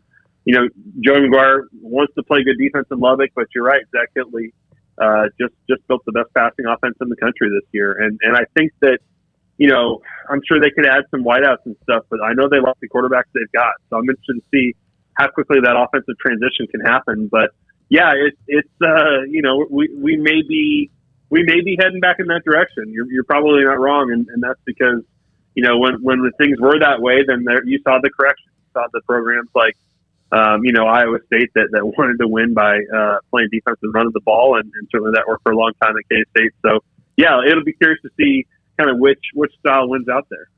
Max said they cannot get together enough. They can get together. They just can't come up with any, I guess, something that they're going to get forward when it comes to the college football playoff expansion. What in your mind in the end is going to happen? Are we going to still get to 12, but it's just going to take a while? Are they going to miss this window? What do you feel like might happen? Yeah, it seems like we're going to miss this window, and that's really frustrating. But certainly, it doesn't appear the way things are going around, the way that these leaders are looking at things. It does seem like the Big Ten and the ACC are pretty aligned in putting a stop to this, and I think that's to their detriment. But that's also why they tried to put their little alliance together to try and, vote together. And the Pac-12 seems to be more willing to expand this and be proactive and stuff. But, yeah, I think we're all getting tired of them getting together and having meetings and saying, oh, man, we're so close, and then nothing happens. So, it does seem like things are going to stay very contentious here, and that I don't know. I want to be optimistic, but it does seem like it's going to take many more years before we get to see that 12-team playoff. Max, I personally look forward to the lengthy report of the Committee on Committees, committee rules, meeting on meetings on meetings. I think that's riveting stuff that college football fans love. You mean Congress? Yeah, they're doing it the same way, and I think we've talked about this before, and I've asked other analysts. Like, it seems like they're throwing out these minuscule possibilities of why automatic qualifiers, or why this should happen or why that should happen, and it just doesn't seem. It just seems like they're waiting to get their back scratched for whatever reason. It doesn't make any sense. Yeah, it's frustrating, and you certainly when you take an issue like this, and I'm sure that realignment, some of those things exacerbate it, but certainly this is the past year has forced all these commissioners to work together and figure out the things that they don't agree on, and it's aggravating. I'm glad that that's not. I'd almost rather throw all of my time and attention into the portal and these other issues going on in this sport, because just the administrative, political part of that, I just find very frustrating. No, I'm with you on that. I find the portal way more interesting than the bureaucracy and all of the legal tangling and all that. But Max, we hadn't talked to you since this move happened. We're speaking of all these transfer portal moves, but what were your thoughts on Adrian Martinez to Kansas State, and also what Nebraska's been up to as well? Yeah, from talking to folks at Kansas State, they are really fired up about Adrian Martinez, Smokey. You hear that? Can you believe that? It's true, though.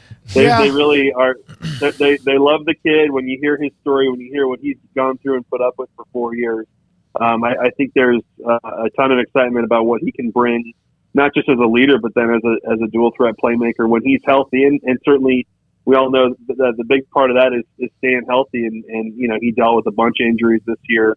I'm curious how the shoulder, how he's doing on that. Will he be able to go through spring fully and all that? But man, they are very optimistic about what they've got in Adrian Martinez there, and the way that he plugs into their offense. And I do think overall, it's probably a better situation than if he had stayed at Nebraska for another year, because at least they have Deuce Vaughn. They have they have to replace some guys up front, but they have a better O-line than Nebraska, and they've got the ability to run an offense that isn't entirely dependent on the quarterback doing everything. So excited for him, and hopefully he can stay healthy. And then, Nebraska picking up Casey Thompson. I did get a lot of people asking me, like, well, who's better, Casey Thompson or Adrian Martinez? And it's kind of hard to say when they both were injured last year, and that affected the play. But with how crazy things are right now, you at least have to say Nebraska got the guy they wanted, and I think that's really important right now because they need Casey Thompson to work. They need him to be the guy, and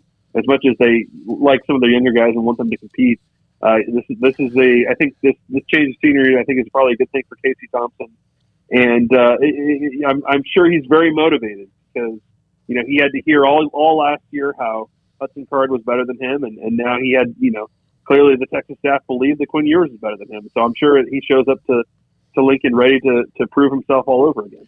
Adrian Martinez is one of the nicest, probably guys you would love to see have success, and so many times they were close to a big win, but so many times they didn't finish, and a lot of times, unfortunately for him, he was the reason because of a turnover. But I hope he has a spectacular year at Kansas State, and I think in Chris Kleiman, it's much more of a structured place, and obviously they've got direction, and so I wish him the very best. Max, thank you, man. Appreciate your time. Now you and Father Duty, the daycare, the Max Olson daycare thing. This has become almost like the transfer portal for you, right? What are you talking about? Yeah, one time I asked you, can you come on the air? He goes, well, I got daddy duty today. I love the fact that having that baby and being a part of that. I'm so proud for you to be able to enjoy that part of your life. I appreciate that. It's you guys know the job is nonstop, and so there's sometimes when if the kid's home from daycare for a day or not feeling good or whatever, it throws your day off a bit, but it's also a ton of fun. So yeah, gotta definitely play catch up here a little bit. My wife's been awesome about taking the lead during the season here, and now I gotta. Yeah, you're right. Got to put the dad hat back on and do my job here. Enjoy every second of it. Thank you, Max. Appreciate your time. That's Max Olson, theathletic.com. College football Thursdays, most every Thursday with us at 4 o'clock on SicEm 365 Radio. Back in a moment. BetUS.com. Look, there's lots of stuff going on this weekend. NFL playoffs, NBA, college basketball. Look, you can start betting on NASCAR races and golf. All these things that are coming up. There's odds at BetUS.com. And look, say I'm a little nervous to get started. $50 right now using our promo code SicEm125, which you 125% bonus on that. And that's if you use cash. If you use cryptocurrency, then you can get 200% bonus with promo code SicEm200 at BetUS.com. So if you're, want to, dip your toe in the water, BetUS.com has lines in action on almost every sport around the world. So you can do that and do it with just $50 with 125% bonus, SicEm125 and SicEm200. That's at BetUS.com. From the first workout to the last practice, sports is an incredible challenge. Hi, this is Dan Ingham with the First National Bank of Central Texas, and we're proud to support each athlete, every parent, and our educators. From families, small businesses, to the biggest industry, we're here to help. With remarkable products like First Free Checking, we've got banking ideas that fuel big dreams. The First National Bank of Central Texas. Familiar faces making local decisions. Member FDIC, Equal Housing Lender. One size fits all. That may be all right for an adjustable belt or cheap sunglasses, but when it comes to your financial needs, no one wants a one-size-fits-all strategy. Cam Heathcott, your Edward Jones financial advisor, knows that his most important goals are yours. That's why he takes the time to understand your needs, knowing you. That's how Edward Jones makes sense of investing. Cam Heathcott, covering Conroe and Houston, 936-756-7717 or cam.heathcott at edwardjones.com. Edward Jones, member SIPC. Waco Regional Tennis and Fitness continues to add more weapons to your getting or staying in shape arsenal with 8 brand new treadmills ready for you to run or walk a mile or 2 or 10. And with the explosion of interest in pickleball with instructors Joe Rosa and Jody Thurman with more courts available. Waco Regional Tennis and Fitness with large flat screens stretched across the weight room with Wi-Fi available, their own app to enjoy news, business, weather, or sports. Everywhere you look, there's energy, passion, and commitment. New touchless water fountains fountains outside of each locker room, and all the locker rooms with showers, sauna, and whirlpool.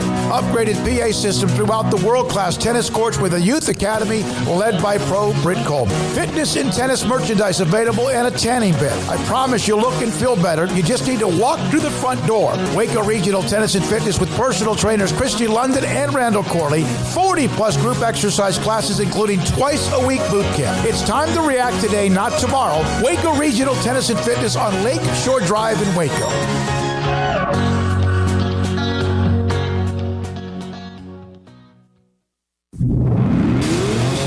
Masters of Barbecue, kings of crazy good food, and the perfect sanctuary for sports, beer, and barbecue is Coach's XXX Smoke on Austin Avenue in downtown Waco and also on Highway 84 in McGregor. A menu filled with choices like a great offensive playbook, including 3 meat combos with sides, burgers, and sandwiches, wings, loaded giant spuds, and salads, crazy wings, chicken poppers, big boy fries, and smoking quesadillas, just some of their amazing appetizers. There's Coach Big Ol' Draft Beer, or order Zach's Spicy Bloody Mary, or Coach's margaritas and mimosas while watching your favorite team play. Great pecan smoked barbecue, fun atmosphere with attention to detail, including a catering menu, and we'll quote your price to fit your budget. Coach's XXX Smoke on Austin Avenue in downtown Waco, and walking distance to the great places to shop and enjoy, and also the original location on Highway 84 in McGregor. Great food, great price, great fun.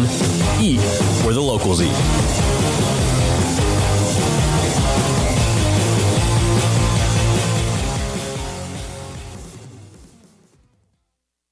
Brad Boozer, Boozer's Jeweler, joins us on Sikkim 365 Radio. This is it. This is when you're going to sell something in May. You have Mother's Day. You have Easter. You have things that go on, weddings. But this is a great time for your business. Exactly. And one other thing we do that a lot of people don't know is we buy jewelry, heirloom pieces, gold, silver bars, gold bullion, watches, anything you may have that you want to. If you don't want to use it and remake something like I did an estate yesterday, and I looked at 35 pieces, well, they're probably going to sell me back 30 because it's something they're not going to wear, nothing to use. So if you're looking to get a few bucks or to sell something or something you just don't wear anymore, I make my wife go through her jewelry box about every 6 to 8 months, and the things that she doesn't wear on a daily basis, this sounds horrible, but I take away from her and then I'll put in my estate counter, but then that gives me the chance to rebuy her something new moving forward. Instead of looking down 20 years down the road and you have 300 pieces of jewelry, it's something to refresh and make her buy something new along the way. You want to know why they're successful? Brad Boozer, the owner of Boozer's Jewelers on the corner of Valley Mills and Lake Air in Waco. Welcome back to Sikkim 365 Radio. And Prescott on the keeper, walks in, touchdown, Dallas. It's time for our weekly segment with Mickey Spagnola of DallasCowboys.com. Brought to you by the First National Bank of Central Texas, with 5 locations to serve you. Welcome back in. Sikkim 365 Radio, 365 Sports. Paul, Catalina and Craig Smoak. Smokey had an appointment, had to bounce out of here, but it was good to have him for the first half of the show. We'll have Mickey Spagnola in just a second. We're running a little bit early, surprisingly enough, guys. So we'll get Mickey in just 1 second. But I, for one, as we talk Cowboys in the segment, Craig, I'm fired up about Cowboys and 49ers this weekend just for the nostalgia bit of it. I've been watching old highlights of the 93 and 94 games over and over and over again, which I loved, which as a Cowboys fan were great. And there were some, that 38-21 in Dallas in 1994 was one of my favorite football games I've ever watched of all time. And getting to watch highlights of that, and Emmitt Smith scoring 2 touchdowns, and Alvin Harper had a big long one, and Moose scored a touchdown, was absolutely fantastic. And it's been a long time since Cowboys fans have gotten to enjoy that, and they might not enjoy this playoffs, but at least there's some nostalgia this weekend. Yeah, there's nostalgia. I'm not a Cowboys fan, so I mean, like all that stuff that you just ripped off there, and it's personal and like a feel good thing. I mean, that's not that for me, but I know what it meant to a lot of people because I grew up in the middle of it, and yeah, those are some great memories. They're also 40 years old at this point, or 30 years old at this point, and. No, wait, where are we? About 25 years? 25. Okay, sorry. I'm getting ahead of myself. Here's the thing. It can rent a car now without... Yeah, it can do anything legally, basically. Yeah. But yeah, 25 years since reaching the mountaintop. And It's a team that looks well equipped to maybe get to that mountaintop once again, or at least have an opportunity to be in the mix. They're in it by just being in the playoffs, but it doesn't matter if you just show up and lose to San Francisco right away. That would be a massive disappointment. So, I was kind of talking to, I guess it was Machota yesterday or whatever, and asking him about the buzz leading into this game, and it certainly does have a different feel to it. I mean, that's for sure. It certainly does feel like there's fans anxiously awaiting this one in a different kind of way from maybe some of the other previous playoff contests, because I think they know this team is pretty dadgum talented and pretty dadgum good. And, whatever version shows up, if it's the good version that we've seen at times, many times this year, then, yeah, they're going to be right there in the thick of things for that NFC race. So, yeah, very exciting. And you mentioned that nostalgia part of it, and that will be cool. It's not quite Charles Haley and Jerry Rice and Deion Sanders and Aikman, Irvin, Emmett, and all those guys, but it's a pretty good litany of stars and two clubs who obviously want to win this weekend. So, it should be a lot of fun. Yeah. A man who remembers those the 90s games between the Cowboys and 49ers very well joins us now, Mickey Spagnola, DallasCowboys.com. And Mick, it has brought back, a swell of good memories for me of Cowboys and 49ers back in the day. Now, they have nothing to do with one another other than nostalgia, but what are your best memories from those 90s classic NFC Championship games that they played? Well, you know what? If you look at the entire history of this playoff between these two teams, man, you can go back to the 1970s, right? And it seemed like every time they met each other, it was like either one or the other franchise was on the rise, trying to take over. The Cowboys, had never gone to a Super Bowl before until they beat San Francisco in consecutive NFC title games in 70 and 71. San Francisco had hit a drought, and they beat the Cowboys in 81 with the catch, and that kind of vaulted them into that franchise, into the 80s, kind of dominating. And then in the 90s, it was the Cowboys taking over from San Francisco. So it seemed like every time they met in the different decades, one or the other was on the rise, and they would knock off the other. So, yeah, it's amazing. And now here are the Cowboys trying to, kind of rise into things where San Francisco had been to the Super Bowl most recently. So I think from what I remember from the 90s was the fact that when the Cowboys had to play them in that NFC title game in 1992, the talk was, well, you know what? The Cowboys, it's too soon. They're too young. They're not ready for this. And, when you looked at the game, I could just remember saying, you know what? They might not be too young. They're pretty darn good. And they had gone 13-3 that year. So, I think I remember probably that one the most. And then maybe the one in 94 that they lost to San Francisco in the title game. The thing that really stuck out was they turned the ball over the first three times in that 94 NFC title game and fell behind 21-0. And they came back and they fought.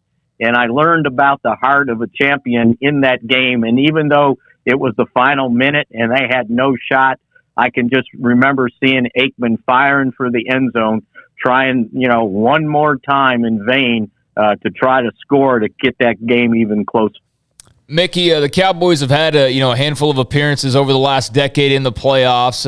Managed to have a couple of wins there, but I don't know. It just seems like the buzz heading into this postseason is a little bit different because of this team's makeup and because of the star power and because of just it seems like the belief. I know fans, there's a lot of nervous energy because until they actually go win, you never quite know, and they've been disappointed before. But what kind of a buzz do you sense this week? Is it any different maybe than some of the more recent playoff appearances? Well, if you look at it, Craig, there was a lot of buzz in 2016, right? Mm-hmm. All these rookies, and they were 13-3, and Dak had taken over for Tony Romo, and and they came pretty close. Unfortunately, it was Green Bay getting in the way again. If you look at 2014, they went to Green Bay, and looked like they were going to win that game. There was a lot of buzz. They had already won one playoff game, and then we saw the no catch game, and so. Yeah, and even going back to 2007, I mean, they were the talk of the league. They were 13-3. Unfortunately, they kind of went into that first round game against the Giants, or actually the division game round, and Terrell Owens was hurt. He had a high ankle sprain, and they were out without receivers. So, the buzz to me is about the same. I just think it's sort of recent now that more people realize it than maybe they did. I mean, think about 2007, right? If you were born in 2007, you're 14 or 15 years old by now. Oh, Mickey, those things. Every time I think about how long it's been since the Cowboys, did this or did that, it really does. It really does make me feel. Look, I'm only 41. I'm about to be 42. It's still. I say only, but it still makes me feel so aged. No, absolutely. And so there are things there are weird things that have happened to this team in playoff games where you said, gosh, that team was really good, right? I mean, how close were they in 2016? How close were they in 2014? And even in 2007, they had the ball last, and they're throwing for the end zone. And if they don't have a drop ball earlier in the game, they're going to beat the Giants. But again, it didn't pan out, and they just had strange things occur to them in so many of these playoff games. Do I need to bring up 2006 with the drop snap on the field goal that was going to put them in the lead in Seattle? Just weird things would continue to happen to them when it looked like they were on the verge. So who knows? Maybe the voodoo will change this weekend. So, Mickey, a thrilling way for the 49ers to reach this point, the Week 18 contest with the Rams. Deebo Samuel is an absolute man-child. I mean, when you're looking at the 49ers, how they're coming in, what they look like, what's sort of your scouting report and how they match up with the Cowboys? Yeah, and you know what? I had to remind myself that Deebo Samuel didn't get drafted to the second round. Yeah. Can you imagine that? Man. All the great draft experts out there, right? And Yep. This guy went in the second round. I think this game comes down to the guys up front, both offensive lines and both defensive lines. That's where this game's going to be won or lost. I think the Cowboys' offensive line has to be able to do business running the ball a little bit to make them respect the run. So not all they're not doing is getting their defensive ends coming after Dak Prescott. And then on the other side of the ball, the Cowboys' defensive front has to stop their running game. They want to load up, be physical, and run the football, and then just throw when they have to with Jimmy Garoppolo with that sprained thumb, right, on his right hand. So I think the guys up front that there is all we can talk about all the stars, about the versatility of both offenses, but those guys up front, and I know that I don't know if that sounds like a cliche or not or old time football, but they're going to have a lot of say in what happens in this game, both offensive lines. Well, and it looks like Trent Williams is going to be back too. So that's going to make it, even with all the Cowboys defense with Micah Parsons, everybody coming back, throwing Trent Williams in the mix there makes it that much harder to get back to Jimmy Garoppolo when they do pass. Well, I agree, but I would imagine he must have done a pretty good job run blocking for them to run the ball the way they have. And the other thing I looked at, if you look at their offensive line, 4 of the 5 starters, so the combined games of 4 of the starters, they only missed 2 starts. So they've been pretty consistent up front. All they lost was McGlinchey, the offensive tackle, halfway through the season. I think he had a torn quad, and he missed like the last 8-9 games. But other than that, they only had missed 2 other games, and one of them was this last week with Trent Williams. So their continuity up front has been rather amazing compared to what the Cowboys have gone through. They've lost 18 starts to their offensive line. So again, this offensive line, if they can get into a amount of continuity, and it's looked like at this point they're as healthy as they've been all season long, maybe that makes a difference. And it looks, Mickey, the last couple of weeks, at least when Zeke Elliott gets loose, that he's feeling pretty good. And if they can get him going again, that maybe brings back the offense that we saw for the first 6-7 weeks of the season. No, absolutely. And that's on the offensive line. I mean, he's been running hard. And to me, I thought it was, I get it. He's been wearing a knee brace and the knee hasn't been perfect, but you know what? There hasn't been a lot of perfect holes out there either. And I think that's one thing, the Cowboys have to get back to, creating space for those guys to run the football, and not allowing defense to clog things up, the way they've been. And if they can do that, you're exactly right. Then this offense can explode. But that's a pretty tough defensive front to have to deal with. And again, and that's what they want to do. They want to run the ball. Well, the Cowboys' defensive front needs to, put their bully pants on. Everybody keeps talking about the bullies by the bay, and loved Micah Parsons the other day when he said, you can't bully a bully, right? And so we'll see who's the bully in this game. Mickey Spagnola, DallasCowboys.com. Mickey, enjoy the game. I hope I don't get too nostalgic during it, and I hope that we can actually see maybe a second playoff game. That'd be fun. That would be amazing, right? Yeah, get past that first one and actually get a second one for a change. Yeah, I don't even know if I can do the math on that. That's just something I haven't seen in a long time. All right, Mickey, enjoy the game this weekend. Thanks for hopping on. Okay, good to be with you guys. Mickey Spagnola, DallasCowboys.com with us. When we come back, Craig Smoak's Off the Radar. This is Sikkim 365 Radio, 365 Sports. Richard Carr. From the first workout to the last practice, sports is an incredible challenge. Hi, this is Dan Ingham with the First National Bank of Central Texas, and we're proud to support each athlete, every parent, and our educators. From families, small businesses, to the biggest industry, we're here to help. With remarkable products like First Free Checking, we've got banking ideas that fuel big dreams. The First National Bank of Central Texas. Familiar faces making local decisions. Member FDIC, Equal Housing Lender.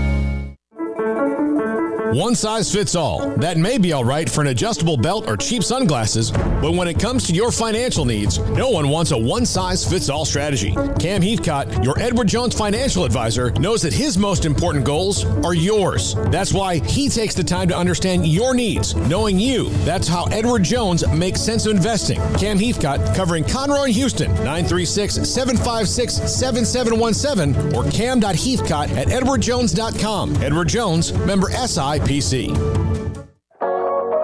Waco Regional Tennis and Fitness continues to add more weapons to your getting or staying in shape arsenal with 8 brand new treadmills ready for you to run or walk a mile or 2 or 10. And with the explosion of interest in pickleball with instructors Joe Rosa and Jody Thurman with more courts available. Waco Regional Tennis and Fitness with large flat screens stretched across the weight room with Wi-Fi available, their own app to enjoy news, business, weather, or sports. Everywhere you look, there's energy, passion, and commitment. New touchless water fountains outside of each locker room, and all the locker rooms with showers, sauna, and whirlpool.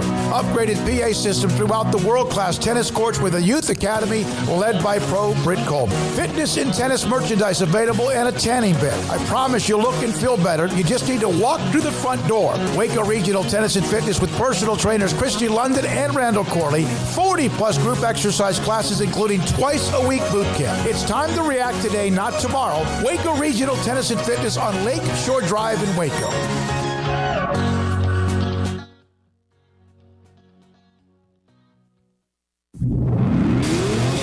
Masters of Barbecue, kings of crazy good food, and the perfect sanctuary for sports, beer, and barbecue is Coach's XXX Smoak on Austin Avenue in downtown Waco and also on Highway 84 in McGregor. A menu filled with choices like a great offensive playbook, including 3 meat combos with sides, burgers, and sandwiches, wings, loaded giant spuds, and 1, 2. I'm in love with a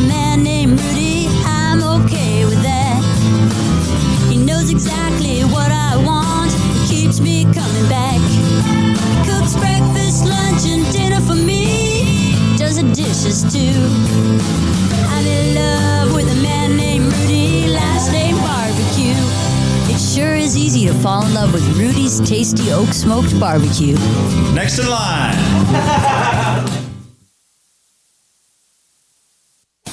Born in Waco, Brotherwell Brewing exists to serve the Central Texas community with locally crafted beer of the highest quality. They want to bring Central Texas closer to the brewing experience so everyone can enjoy well-made beer as much as they do. For 2.5 years, they've been bringing high-quality beer to Central Texas at their location on Bridge Street in East Waco. Brotherwell Brewing believes in community and bringing people together to enjoy products made in their community. So for your game day, whether it's a tailgate or at home, stop by Brotherwell Brewing for high-quality craft beer made right here in Central Texas, 400 East Bridge Street, and check them out online at brotherwell.com. Let Camille Johnson Realtors guide you seamlessly through the process of buying your dream home or selling your current one. Commercial, farm and ranch, or residential, Camille Johnson Realtors can smoothly and successfully lead you through any transaction. With a team of 28 experienced agents who are excited about serving you, Camille Johnson Realtors services the entire greater Waco area. If you're in the market to buy or sell, contact Camille Johnson Realtors, 104 Midway Center in Woodway, or find them online at www.camillejohnson.com. Camille Johnson Realtors, elegant, charming, warm. Welcome home. Did you know that 1 out of every 4 men have symptomatic low levels of testosterone and don't even know it? And if you think you're too young to worry about it, guess again. Low T levels can make you feel tired and grumpy, cause weight gain, and wreak havoc on your sexual desire and performance. Petty Clinic Low T can set up same-day blood screening and results, so if you're tired of being tired, I challenge you to man up and Google search Low T Waco or go online pettycliniclowt.com. It's a private clinic with an atmosphere catering to men. Affordable, only $150 a month, includes lab work, office consultation, testosterone injections, follow-up visits compared to $395 a month in Dallas or Austin, and you don't have to fight the traffic. Petty Clinic Low T as board-certified physician consultations will provide the best form of brand-strength testosterone available. Contact Petty Clinic Low T today, just off Highway 84 and Old Hewitt Drive in Woodway. Petty Clinic Low T, helping men become the high-performance men they deserve to be. PettyClinicLowT.com or Google search Low T Waco. Riverbend Liquor and Wine, Lakeshore Drive at North 19th Street in Waco is a hidden gem. They've got a great selection of spirits, wine, and the most extensive selection of craft beer in Waco in their gorgeous walk-in fridge. And they have an amazing array of high-end bourbons like Pinhook, Weller, Buffalo Trace, Brush Creek, Hotel, Garrison Brothers, Thomas S. Moore, Hooten Young, and Bardstown. Great customer service and a convenient and speedy drive-through window. Riverbend Liquor and Wine. Find out more on Facebook and Instagram. The secret to living your best life is pizza, obviously. Golden crust made from scratch, 3 fresh signature cheeses, and the toppings, crispy Old World pepperoni, savory Italian sausage, bacon. That's called a dream team. Find everything you need to live your best life and more at Marco's Pizza. Owner Bob Mock has been delivering pizza since 2001 and is the proud owner of 4 locations in Waco, Belmead, China Spring, Woodway, and soon to be open in Robinson. Marco's. Pizza lovers get it.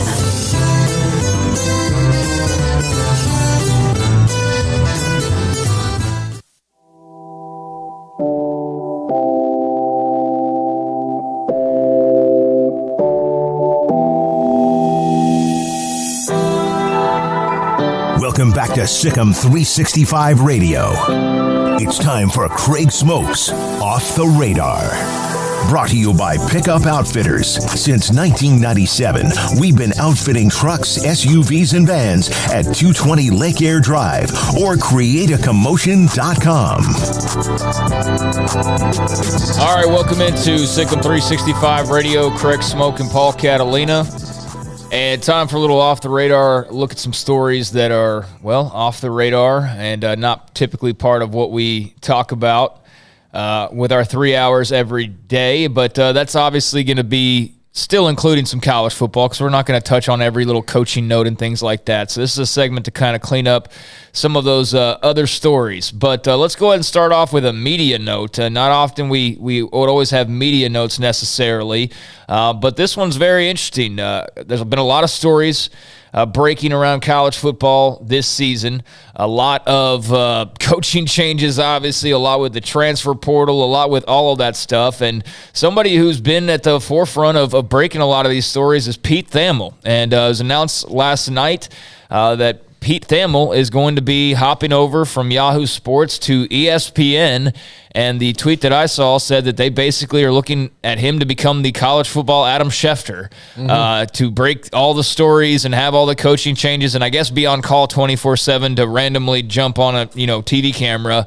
So hopefully he gets a little setup in his house, have that suit jacket just always ready to go to jump on camera. But yeah, Pete Thamel being hired by ESPN to be their college football Adam Schefter. ESPN released a statement talking about how he's established himself as one of the top newsbreakers and storytellers. He tweeted out the confirmation, said he was fired up and can't wait to get started with the new team. So he's going to officially begin this Saturday. He'll be a day-to-day news reporter, also have feature pieces on ESPN+. He'll also be on their various TV shows, like I said, and ESPN radio from time to time. We'll also cover college basketball, so he's going to do a little bit of both, and he had been with Yahoo Sports since 2017, so congrats to Pete Thamel. He's been on this show before more than once, and I did notice, really this year it seemed like he had a lot of stories that he was at the head of, and not surprised to see ESPN, taking a look at him. Yeah, he's done a fantastic job of breaking stories, especially when it comes to assistant coaching hires and any of that stuff. Pete's been great about it, and I think he wrote this big article about Oklahoma State for Sports Illustrated. Yes. 10 years ago. Yeah. And I don't think it landed how everybody thought it was. There was no think. You don't think it. No, it did not land how it was supposed to. Yeah, it was a bit of a dud. I wonder, and I always thought he was a talented guy, and I admire Pete rallying from that. And clearly he gets all this news because people trust him. Like they trust Woj. And they trust her to break it and break it right. So Pete, good for Pete, and it's gonna enhance ESPN's coverage of college football. And look, they've got a foothold on it, really a stronghold on it anyway. Might as well have the best reporters with you, and Pete Thamel's certainly proven to be one of those. Yeah, that's a blow for Yahoo, for sure, man. Because I go there and I look at various stories on a daily basis, but in terms of naming that guy's here and that guy's there. I mean, when I think of Yahoo, I guess recently I'm thinking pretty much of only Pete Thamel at this point, and that's no disrespect. I'm sure there's others I'm just not thinking of, but that's a very that's a name that they're losing. Yeah, Dan Wetzel and then Pete Thamel. Yeah, and I guess Pat Forty's SI now. Yeah. So pretty much. Wetzel and I know that because Wolkin's at USA Today now, and that's a different animal altogether. Yeah, I'll get into that. But Charles Robinson still covers the NFL and does it really well there at Yahoo. But they're now kind of Wetzel and Robinson, and that's tough. Yeah, so. It is. The Athletic bought up so many different writers, and ESPN's obviously always hiring, and SI's tried to make over their brand with certain hires, and best of luck to him. So Pete Thamel joining ESPN.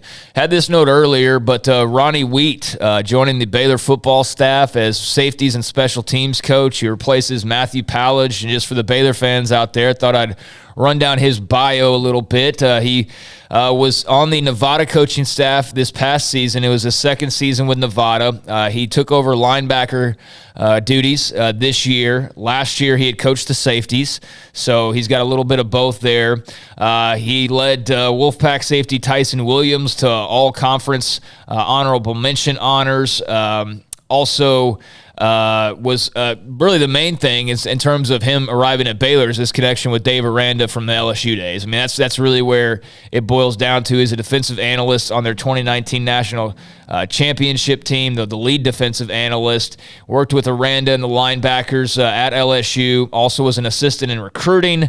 And, he's going to be the new safeties coach at Baylor and special teams coach, it looks like, as well. So Chancey Stuckey, the news yesterday that the wide receivers coach would be going to Notre Dame, still leaves that vacancy. But I'm all for more LSU defensive prowess joining the joining the program and being able to cover those guys that have arrived so far.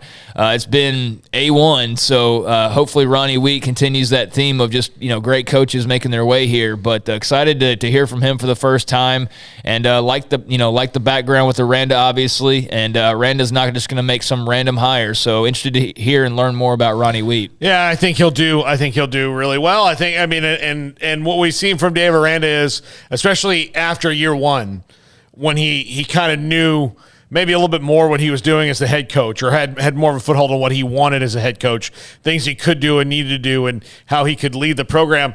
Look, his hires last year all worked out really well. So I think he's kind of proven already early on he knows how to make hires and make decisions on his staff. Yeah, I agree.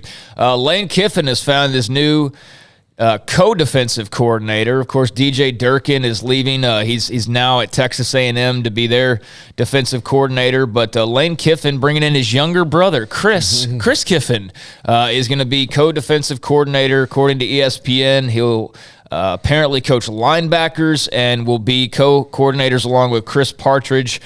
So it'll be Partridge and another Kiffin leading the Ole Miss defense next season. He previously served as a D-line coach with the Browns, and they had actually worked together on the same staff, the brothers, back at FAU in 2017. He's also part of, obviously some success that they had there at FAU in the brief time that they were there, and he's been around some other spots. But yeah, Chris Kiffin, and not his first time at Ole Miss. He was on the Hugh Freeze staff for a couple of seasons. So yeah, more Kiffin coming your way. But I've not heard nearly as much about him as we've heard from his brother. Is it like double mint gum, double I don't know. Double the fun? Is he going to amplify things, or? I wonder if he's like Lane. I mean, Monty Kiffin, that's weird to me because Lane is so boisterous. Yeah. And Monty Kiffin never felt like that guy. Their dad was a grizzled old football coach, who invented the Tampa 2 defense. That's what he did. Yeah. And I never really got maybe he was brash behind closed doors, but not like his son. So I wonder if Chris is more like Monty than is like Lane. I mean, obviously Lane, is an offensive guy, and Chris was more in the family business of being a defensive guy. So we'll see. Yeah, we'll see. But, there's going to be more Kiffin headed your way down at Ole Miss. Let's see. Alabama wide receiver Jamison Williams is declared for the NFL draft. That shouldn't come as any surprise for going his senior season. He announced earlier today. Originally was at Ohio State, of course, and then made his way over to Alabama. He is listed by various mock drafts already as the number one wide receiver, and if not number one, then I'm sure he's number 2 or number 3 according to most. But he had the bad injury in the national championship game that knocked him out of that game, and it was reported to be a torn ACL in his left knee. It's believed he'll have surgery completed within the next week and will still be able to retain his sub 4.3 speed and should have a full recovery. He's one of several Alabama players that have announced their intention to enter the NFL draft. And many have done so before today, but offensive tackle Evan Neal, who's also a top 5 to top 10 pick type guy, also announced today officially. Yeah. So typical offseason for Alabama. Lose like 20 guys to the draft, and they'll find guys to replace them. But wishing the best for Jamison Williams, because that was not pretty on Monday night, and just glad that there's a positive prognosis out there for him, and hopefully it doesn't hurt his draft stock too much. Yeah, changed the back half of that game at least for sure. Yeah, it did. Not having him there. And look, Alabama loses all these guys to the draft, and they also lose 9 or 10 to the transfer portal of guys who realize they're not fits there, and doesn't matter. Doesn't matter. The new guys come in, the other guys come up. But Nick has mastered the art of roster management. So yes, he has. Elsewhere, Jarek Broussard, Colorado running back. He's a Texas native, and that's why I mentioned him. But he announced he's entering the transfer portal. I'm not going to always provide transfer portal updates, but it was just noticeable because he's a Dallas native. I believe played at DeSoto, if I'm remembering correctly. But he saw him on the Earl Campbell Award list a couple of times. Colorado is a little bit more of a struggle for them this season, but he is a good player, and he's had some positive performances. So, he went to Bishop Lynch. I don't know why I thought DeSoto. I guess because they've had a lot of DeSoto guys like Laviska Shenault and all those guys. But yeah, Jarek Broussard, actually from Bishop Lynch in Dallas, he has entered the transfer portal. So maybe he's looking to get a little bit closer back to to the state of Texas. Also in the news, as far as NFL coaching hirings and firings go, the Texans, I know you wanted to talk about this. They make the move. David Culley is out as head coach in Houston, and I know John McClain talked about, the fact that he didn't want to, or he was hoping that they weren't going to fire David Culley after this very bizarre year, but Texans go ahead and do that. And for those that do note such things, I did make mention that leaves one black head coach in the NFL right now, which is Mike Tomlin of the Steelers, after this wave of new fresh firings and Black Monday earlier this week. But I mean, usually all these firings happen in the first couple of days, but here we are, it's Thursday, and now the Texans are saying, yeah, we are going to call it quits on David Culley. Yeah. Now the leaders in the clubhouse for the Texans job are reportedly Gerard Mayo, linebacker coach for the Patriots, and Brian Flores, also a Patriots connection, recently dismissed of the Dolphins. So we'll see. And then in the like I said, in the Patriots line, I actually think there is some concern with that when it comes to the black head coaches, but I did the top 5, guys, and 4 out of the 5 of them were African American. And I honestly think if you miss out on Bieniemy and Leftwich, in this cycle in particular, those two, I think it's ridiculous, because those guys have proven themselves ready to go. And I think maybe even Leftwich, even over Bieniemy in some regards, in that just the way that they're both kind of the same guy to me. Like, just hire him. Amari Cooper's been fined nearly $15,000 by the NFL. He violated COVID-19 protocols for unvaccinated players. He attended a Mavericks game earlier this week. Didn't wear a mask. Or last week, excuse me, and did not wear a mask, and he's unvaccinated, and so he broke COVID-19 protocols and will have to pony up $14,650. And you can attend, if you're unvaccinated, a sporting event, but you have to be in a luxury suite. You have to be separated, and he was not. He was just like courtside. So and I have nothing but admiration and respect for Amari Cooper, having interviewed him a few times, and he's a very deep thinking, intelligent guy, but he's been a little haphazard the last couple weeks with these rules, which I get that you don't agree with. But look, you're an NFL player and you have to adhere to them, and there are consequences for them. But for one of the rules being you have to sit in a luxury suite and you don't do that, to me is a weird one to break. Like, if you told me, Paul, you can only go to this game, but you have to sit in a luxury suite, I'd be like, well, I'll do it if I've got to. Yeah. Gosh darn it. Yeah, and I think that you can't Don't twist my arm. You can't have more than 10 people in the luxury suite or whatever. Yeah. But I mean, you'd think he could swing that, but he sat courtside instead, and so now he's got to pay close to $15,000. What are your thoughts on Carson Wentz's future in Indianapolis? Because one of the headlines today is that their GM, Chris Ballard, is very non-committal on whether or not Carson Wentz is going to be their starting quarterback in 2022. And just curious what your thoughts are on that. I mean, if you're not going to bring him back, then what's your plan? Yeah. Indianapolis. And look, they've got Jonathan Taylor. They don't really have a lot of good wide receivers outside of Michael Pittman Jr. They've got some good tight ends. Mo Alley-Cox pretty good, and Jack Doyle, but I don't know what their statuses are. A good offensive line. I mean, Carson Wentz is inconsistent. He's good, but he's not great. And I think that, if you're non-committal, plus that's probably a little bit about negotiation with Carson Wentz down the line. I know his contract will come up here soon, and you got to make those decisions. Might also be about draft pick and all that, the compensation back to the Eagles, which I think is already a first-round pick, so it doesn't really matter. But so I don't know. I would probably keep him, but again, he was your quarterback. He was unvaccinated. He was adamantly unvaccinated. He missed some time towards the end of the season, which missed practice. Maybe you felt that made you inconsistent. You lost to Jacksonville at the end of the year, which means to me, all you had to do was beat one of the team with the first pick in the draft. All you had to do was beat them, and you're going to the playoffs, and you didn't do it, and you lost in embarrassing fashion. So pretty much everybody's head's probably on the chopping block if you're Indianapolis. Yep, so we will see there. No, Sam Ehlinger got a lot of run there. Good for him. But, remaining non-committal, said it wouldn't be fair to any players to comment. But that is your starting quarterback, so it's kind of different than saying some backup offensive lineman may or may not be with the team next year. So we will see how that plays out. And just a couple of media notes here in terms of the sports world. Did you ever watch the Netflix show was it the Drive to Survive that follows Formula One racing? No. All right. Apparently it's pretty good. I'm not a racing fan.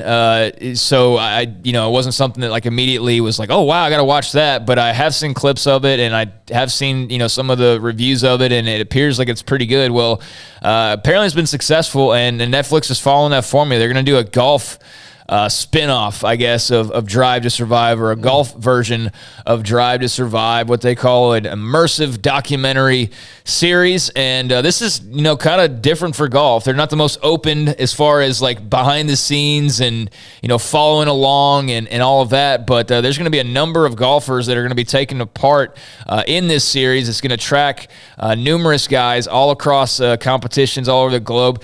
It's the first time ever that all four governing bodies, Augusta National Golf Club, PGA of America, the USGA, and the R&A, will provide access to all four of their majors, in addition to some of their other big events on the PGA Tour schedule, which includes the FedEx Cup that ends the year, and of course the Players Championship as well. So they're touting unprecedented access and cooperation for this upcoming documentary on Netflix documentary series. Some of the names that will be taking part, you got Daniel Berger, Tony Finau, Sergio Garcia, Dustin Johnson, Brooks Koepka, Colin Morikawa, Ian Poulter, Xander Schauffele, Jordan Spieth, Justin Thomas, Bubba Watson, and the number one ranked amateur golfer in the world right now, Hideki Nakajima, as he will be playing in the first majors of his career. So, new golf series coming to Netflix for you golf fans. That sounds like it'll be pretty fun. And like I said, unprecedented access. Never before have they partnered in this way. Yeah. And for golf fans, Greg Norman, apparently there's a 30 for 30 in the works. Oh, good.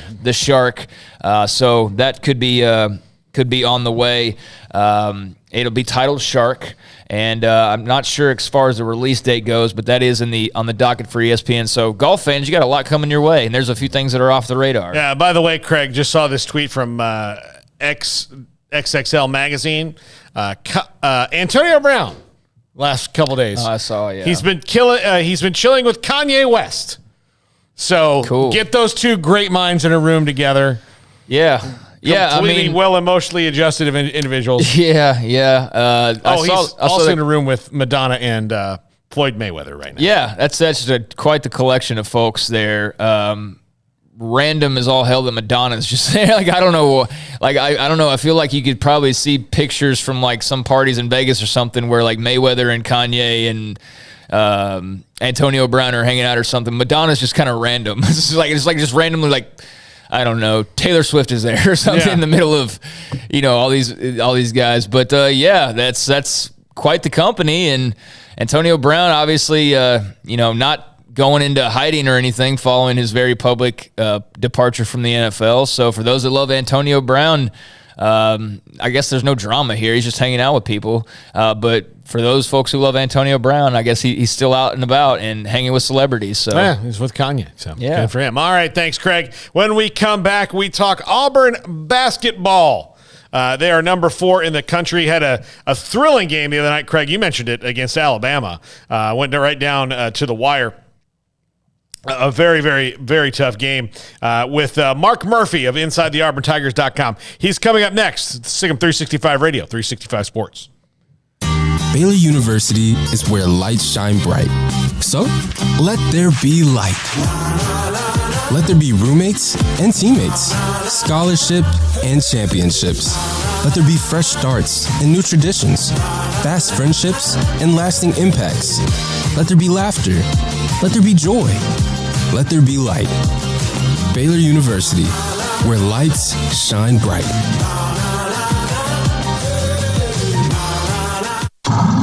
It's plain and simple. Waco Custom Marketplace is the one-stop shop for what you need for tailgating, from charcoal, cold beer, and wine. And, of course, customize your order with brisket, tri-tip, sausage, wings, smoked pork tenderloin, country-style or pork spare ribs, marinated beef and chicken fajita meat, ground beef and chili, meat, hot dogs, and burgers, buns, seasoning, sauces, chips. There's fresh baked bread and kolaches every day, breakfast sausage links. And you can also customize your favorite favorite cut of steaks from Select, Choice, or Prime, bacon wrap fillets, ribeyes, New York strips, sirloin, T-bone, and porterhouse. Full-service butcher shop includes pork, poultry, beef, chicken, and seafood, serving Waco restaurants and families since 1940. Your one-stop shop for beef, pork, poultry, and seafood needs, Waco Custom Marketplace, 425 Lake Erie Drive, or WacoCustomMarketplace.com. Shorty's Pizza Shack at 12th and Bagby is a homegrown, family-owned and operated must-visit pizza place in Waco. Fantastic pizza by the slice or get the whole pie to share. Great happy hour specials every single day, and it's not just pizza. Great wings. You have to try the Sikkim sauce, chili cheese fries, pizza pillows, and more. Dine in for a great hangout or carry-out. Order online at shortyspizzashack.com or do yourself a favor and bring your crew to the restaurant at 12th and Bagby. Shorty's Pizza Shack. Tell them Paul sent you by.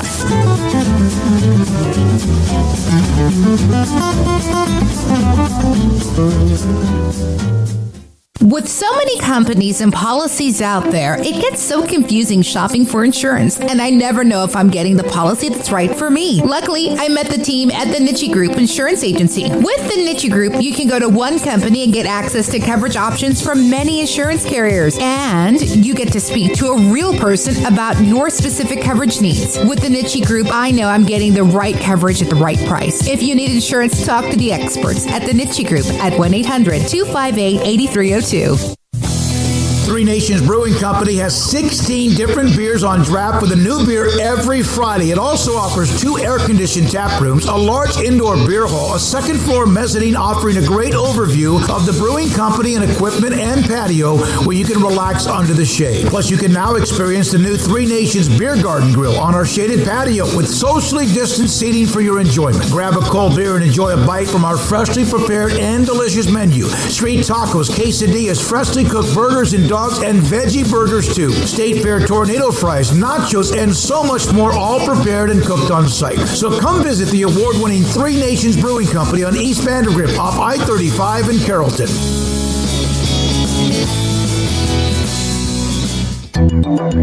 It takes time to reach goals. It's a truth that applies to more than sports. It goes for your financial goals as well. You work hard for your money, and you deserve an investment strategy that lines up with your game plan. And Tom Albers, your Edward Jones financial advisor, can help. If your financial investments aren't putting forth the effort you desire, stop by today for a financial review. Tom Albers, 4301 Lakeshore Drive, 254-776-7605. Edward Jones, member SIPC. Welcome back to Sikkim 365 Radio. Oh, look at that block. Slow Samba. The 5 o'clock hour is sponsored by Edward Jones Investments with financial advisor Brad Wilson. Investing is time and experience back to you and your money during today's changing times. Edward Jones, making sense of investing. Now, here's David Smoak, Paul Catalina, and Craig Smoak. Smokey had to take leave of us for the back half of the show, so just Paul and Craig with you here. Mark Murphy, inside the AuburnTigers.com, joins us now. And Mark, Bruce Pearl has got the War Eagles rolling. That was a huge win over Alabama the other night. I know it went right down to the end, but what has been the key this year for Auburn, making their presence known on the college basketball scene again?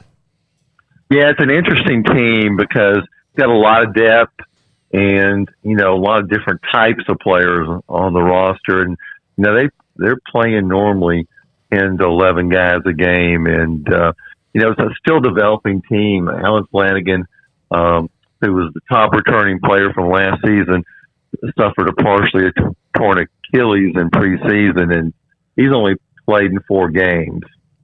He's just starting to get back into shape, and it's probably going to be mid-February or maybe even to March before he's back to full speed. But it was interesting. He was on the court in the last minute and hit the 4 free throws to ice the game over Tuscaloosa on Tuesday night. So that was definitely interesting to see, considering how little he's played this year. But the big key right now, I think, is they got a freshman, Jabari Smith, who's not a normal freshman. He's 6'10". He can guard any position. He's a really good 3-point shooter. He's an excellent passer, and he's a team first guy. And he's averaging 16.1 points a game, and he's averaging about 7 rebounds. But he just is one of those kind of guys who makes everybody around him better, guys. Mark, what was that atmosphere like the other night? It seemed like it was an incredible game to be there in person, and I know for Auburn fans it had to be nice to deliver that double whammy to the Crimson Tide after losing to Georgia in football just a day before or night before, to turn around and beat them in hoops. What was the atmosphere like, and how sweet was that for Auburn fans? Yeah, there was probably more Auburn fans than there's been over there for a game in Coleman Coliseum. Then there's probably, you have to go back to 1999, and that period when Auburn had a team that was SEC champions, the number 1 seed, and fans couldn't get tickets to those games, so they really traveled on the road. And Auburn's been sold out for 5 years of home games and season tickets in preseason. So, fans have been showing up in large numbers for the road games, and wasn't just last night. It's been that way everywhere. In fact, they played a game down in Tampa against South Florida, and there was more Auburn fans in the arena than there were South Florida fans. And Bruce Pearl made the comment to the game Tuesday night at Tuscaloosa. Said, "Good grief, it's getting like Kentucky with all these fans following them around on the road." But people are constantly asking me how I can get tickets to the basketball games at Auburn, and you just got to go out on the secondary market and pay a lot of money. Well, in a world where that's not an easy thing for a lot of people to do, is sell out their basketball games, what do you most attribute that to? I think number one is Bruce Pearl's done a really good job of marketing the program on campus with alumni, and does well on social media. It just makes it a fun atmosphere, and he's really hooked into the community here. He does lots of charity work. He's raised millions of dollars for local charities and statewide charities too. And so he's gotten to know a lot of people, and I call him the Energizer Bunny, because the guy's like always doing something, like morning, noon, night. I don't know when he sleeps, probably not a whole lot. He'll do things like show up at the library at midnight during final exams with like half a truckload of donuts and coffee for students studying. Just things like that really endear him to the students. And students line up to get in there an hour and a half before the game so they can get the best seats in the student section. And fans they're having a lot of fun at the home games, and it's a really good atmosphere. And plus, the way the arena was built, they wanted, when they did it, they wanted to build something like Duke had, a little bit bigger version of Camden Indoor Arena. All the seats are really close, and even though there's an upper deck, those upper deck seats are unusually close to the arena floor. In fact, one of the architects who was showing me the building when it was under construction, when we were walking through it, and he said, "Take a piece of paper, crumple it up, and throw it from." And I was at about the farthest seat away from the arena floor. He said, "I bet you can hit that AU logo." And sure enough, I did. That's how close everything is. So it's really loud. And last year was so weird in there because there was very few fans because of the COVID restrictions. It just didn't seem right in the normal season. But this year, they're packing them in, and folks are having a lot of fun. Mark, is this a 3-team race in the SEC between Auburn, LSU, and Kentucky, or do you think it's a 2-team race between Auburn and LSU? I think there's a lot of teams still in that. I wouldn't count out Tennessee. They beat Arizona, who's one of the better teams in the country, and they're a very physical team, and they got some young talent. If they ever get in sync offensively, they're going to be hard to beat. Texas A&M's a really good 3-point shooting team. It leads the league.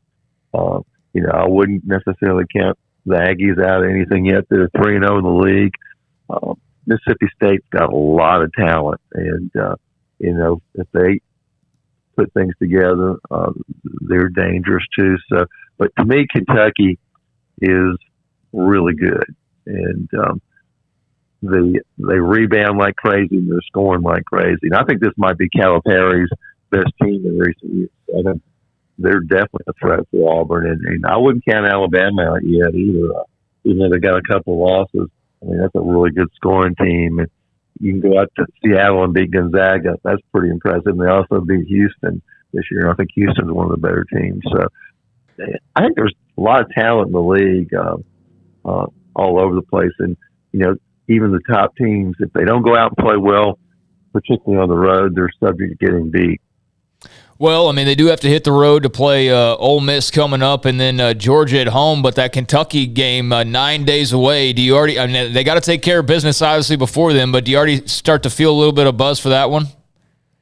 I think the big thing we talk about right now with Auburn basketball is they just had a hard time winning over at Ole Miss in recent years. And in fact, it actually even goes back several generations, because they've had some really good teams that have gone over to Ole Miss and gotten beaten by some fairly average Ole Miss teams. And so I know Bruce Pearl is pretty focused on, taking care of business at Ole Miss, because last year Ole Miss swept the series and won by 11 over there in Oxford at the Pavilion and beat Auburn in double overtime at Auburn last year.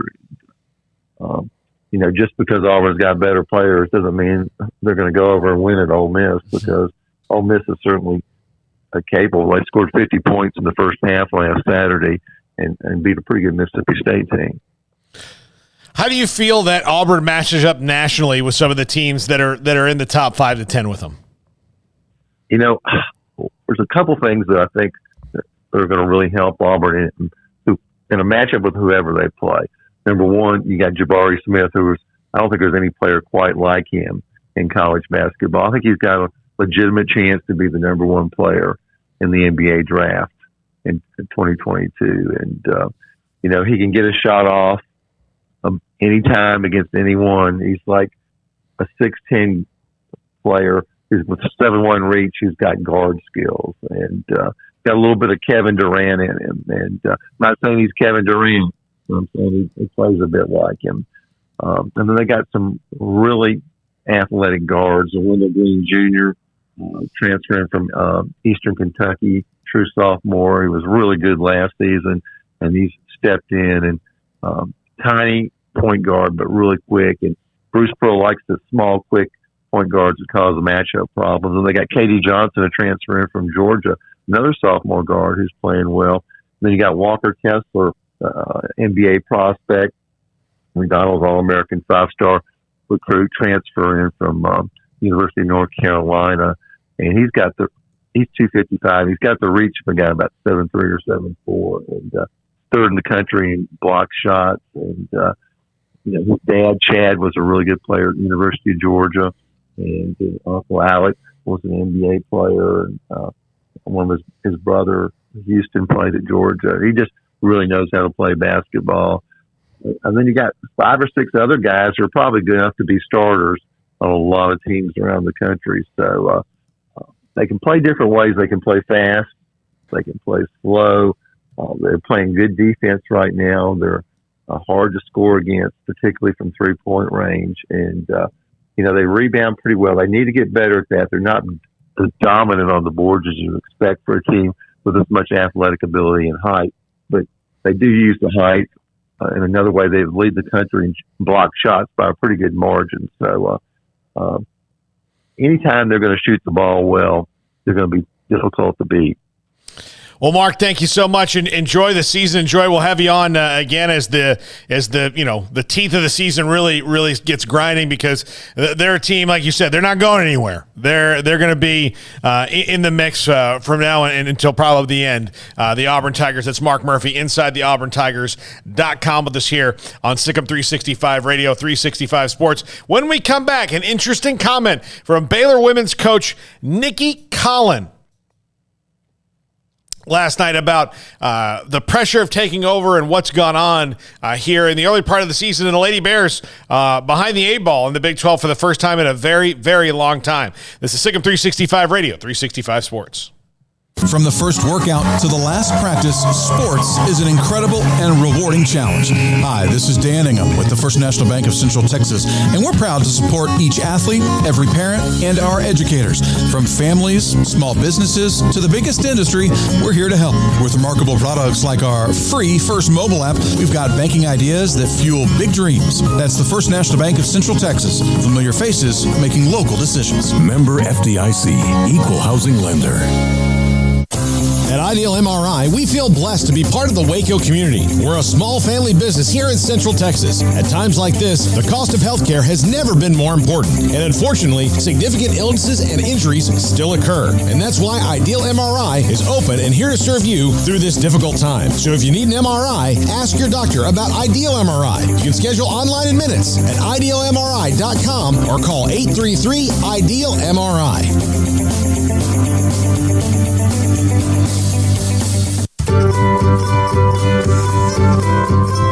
You want to know why Stonewood Dental is so successful? Listen to what happy customers have to say. Pleasant. It's different than any other dentist office. I really feel like they care.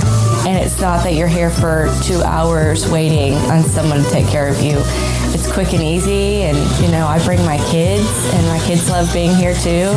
They really love the treasure box. Staff is really nice and accommodating, real friendly. You feel more like home. It's not sterile looking. Everybody has their own personalized rooms with decorations and decor, and they'll even have a blanket for you when it's cold. I've recommended people to actually come here, and they are patients now. I really love it here. It feels like family. Learn more, stonewood-dental.com.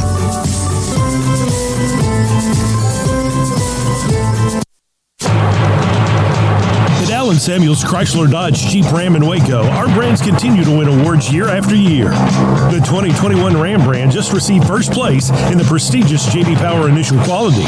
The Dodge brand finished second to Ram, and the 2021 Jeep Gladiator is rated first among all midsize trucks. This month, you can get an early start to the new year with the Start Something New sales event, only at Alan Samuels in Waco.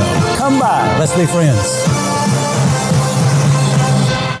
The year is wrapping up, sports bettors, but BetUS still has your NBA, NHL, college football bowls, UFC, PGA, and of course NFL betting lines up for their 27th year. Live betting on all of it. Log into BetUS.com today. Use our promo codes SICK'EM125 for 125% bonus on cash, or SICK'EM200 if you use crypto. So use the 3-decade leader, BetUS.com. Use promo code SICK'EM125 and SICK'EM200. Stepping into a new pair of boots is great, but stepping into the boots of a U.S. Army officer can also add confidence and leadership skills to your son or daughter's career path. There are more than 150 occupational specialties to help them find the best fit for their future. See all the things your son or daughter can achieve in our boots at GoArmy.com. U.S. Army Waco Recruiting Company, 254-598-8131 or 254-776-1543. Welcome back to Sikkim 365 Radio. Have you subscribed to our YouTube channel? Search 365 Sports on YouTube.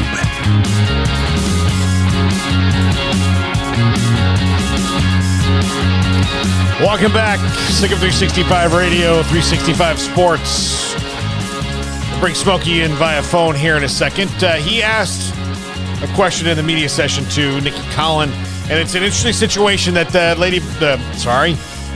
first time I made that mistake in a while, that the Baylor women have been in and being behind the 8-ball and having a losing streak in the Big 12 and not being in first place right out of the gate and staying in it and being winless in the conference. It's not something that has happened very often. And Nikki Collin, is replacing a legend and someone who built national power, and it's not been easy. And there have been other challenges. And in this clip here, she talks about that following Smokey's question. The team hasn't lost much And are you worried about where they are in their psyche of kind of things piling up on them right now? Because this is obviously new territory for them. And how, this is when you kind of dig even deeper, right? Yeah. I mean, let's be honest, like there's a weight of expectations, here. And I don't think there's any doubt that if you were to say like, Liz and Queen and Kate have been here 4 years and this is their team, you certainly don't want to be the senior class that, breaks the streak. I mean, I think they have an unbelievable amount of pressure on themselves, and I think Jordan Lewis, Jamie Asbury, they came here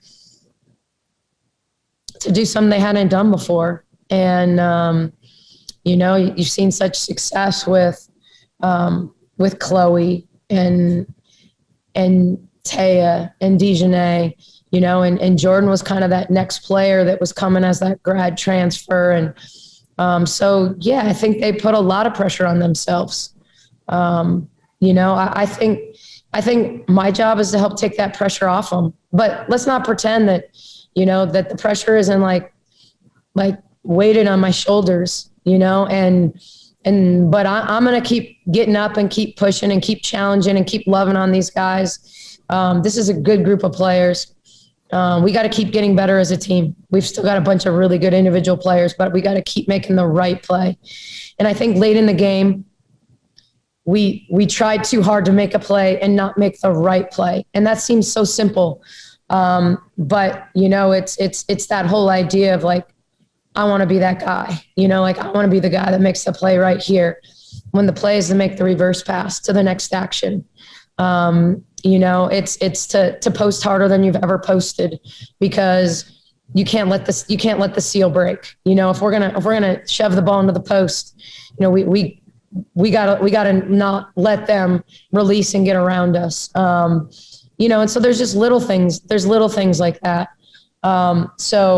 Absolutely. I think there's a lot of pressure on those guys, and but to me, it's about continuing to figure out little ways to keep getting better. Little ways to keep getting better every day, getting over the hump. I just think that the game is absolutely mental. So sometimes it takes just getting over the hump.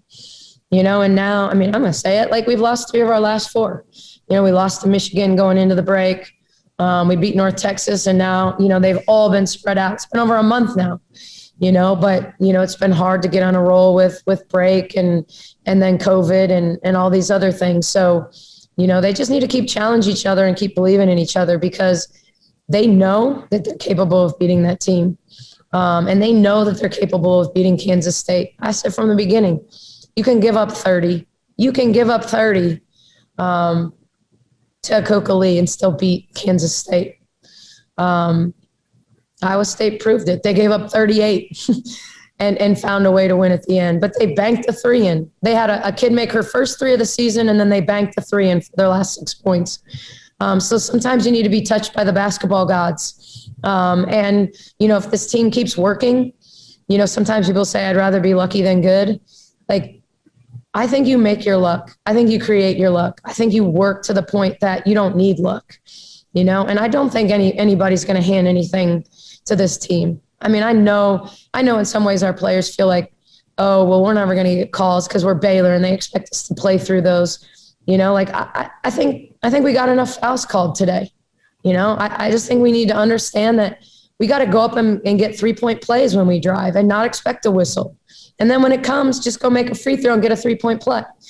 So we got to stop hoping the whistle is coming or play for the whistle or worry about the whistle. I thought we did a lot of that at times today. I think Liz had some 3-point plays. Queen had a couple. Just go make simple plays. Go make simple plays. We don't need to complicate things. We don't need to shoot fadeaways. We don't need to shoot step backs. We need to straight line drive the ball to the rim. We need to throw it in the post. We need to kick it to open shooters, and just believe in one another. And then competitively, we got to guard. We've got to decide that it's not good enough. It's not good enough against a team that takes this many threes and makes 10 a game that we're going to give up 14,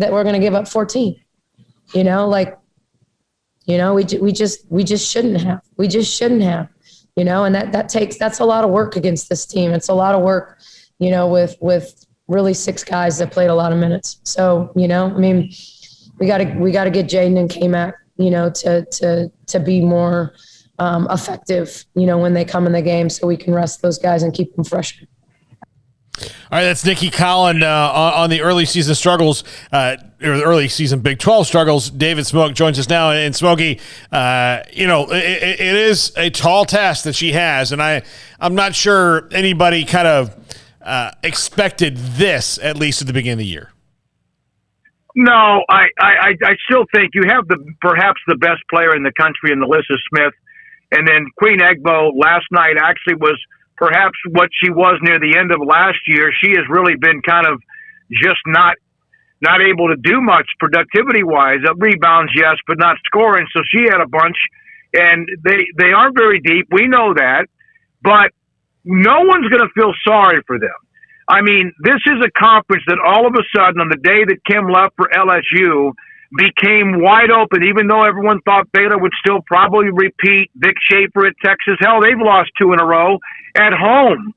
And so this conference now, there are teams that used to not have any chance at all before the year began that now feel like, hey, maybe we have a chance, and Oklahoma might be one of them. They're scoring a bunch of points. They had 97 the other day. So,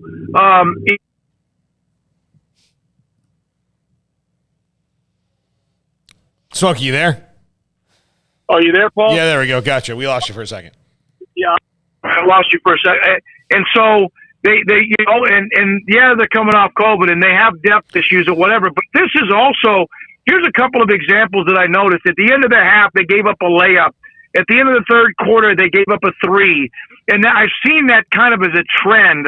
I don't know that for a fact, but it just seems like it's a trend that at the end of a quarter, they end up giving up points at 2 or 3 or 5 or whatever. And, they're struggling. And right now they're trying to fit different pieces into a different type of offense. And I don't know. They have Kansas. Hell, Kansas just beat Texas and Austin. So again, I don't know how good Kansas is. I don't know if you guys could tell, but there was no question that you could almost feel like she needed to vent in a way. And I don't know if it helped her or if anyone's listening. No one's going to feel sorry for Baylor, and everyone knew. And Nikki, especially, as Craig said earlier today, she knew what she was getting when she took over that job. But you can kind of feel the pressure mounting right now. Yeah, I mean, I don't know. You hear that was, a great response by her and very informative, like you said. But do you think it has been more than what she even expected? I think there might be some things that happen. She has a certain way she wants to do things, and she doesn't have all the type of players. But again, I go back to this. When you would have told me at the start of the year with the players they have coming back and the transfers, what they have as far as Jordan Lewis and Asbury, that they would have had enough. Now, they have a depth issue, and that's okay. That's part of the deal. Then on top of that, COVID. So maybe in a couple of games they get their feet underneath of them. But, Alyssa Smith had 30 last night. The problem is they gave up 14 threes. Well, that used to be Baylor's Achilles. They gave up a lot of threes. When somebody had a chance to beat them, it was normally because of Louisville or whoever would just kill them with threes. And so I don't know where that streak is going to go. Maybe they can win 2, 3, 4, 5 games. But right now, they need a win. They don't care who it's against. They just need a win. And maybe it is a little bit more of an uphill climb than she thought when she took the job. But I know this. I traded a text with her last night. She's not by any means like just throwing her hands in the air. She's a tough woman. And I think maybe there are days in which she wonders how big this hill is going to be, but she knew it when she took the job that everyone was going to expect them to win. And she also knew she would be compared to Kim. That's part of the deal. One of the reasons Mac wanted her to take this job was because she seemed to want and was willing to take on that responsibility. And now this is when Nikki's just got to dig even deeper, as do the team. But the leaders on this team, Jordan Lewis had 3 turnovers in the last few minutes of that game. She can't do that. They don't hit the clutch shot. That's part of the difference between winning a game and losing a game. And you wonder if it starts to mount on top of them because of the fact that, they haven't been through this before. 20 years since the last time they started 0-2. So you wonder if that starts to make them press a little bit. And if it does, then it's only going to mount even more. I think the one thing, though, I think that's fair that she didn't expect is I don't think she expected to have this little depth that she wouldn't be able to work with. I mean, they, like she said, they had 6 players that played most of the minutes last night. That's not what she expected when she got here. I think that's the one legit surprise. Yeah, and she got a late start. She got here in May. She did hit the transfer portal. They did keep Jordan Lewis, who was coming anyway.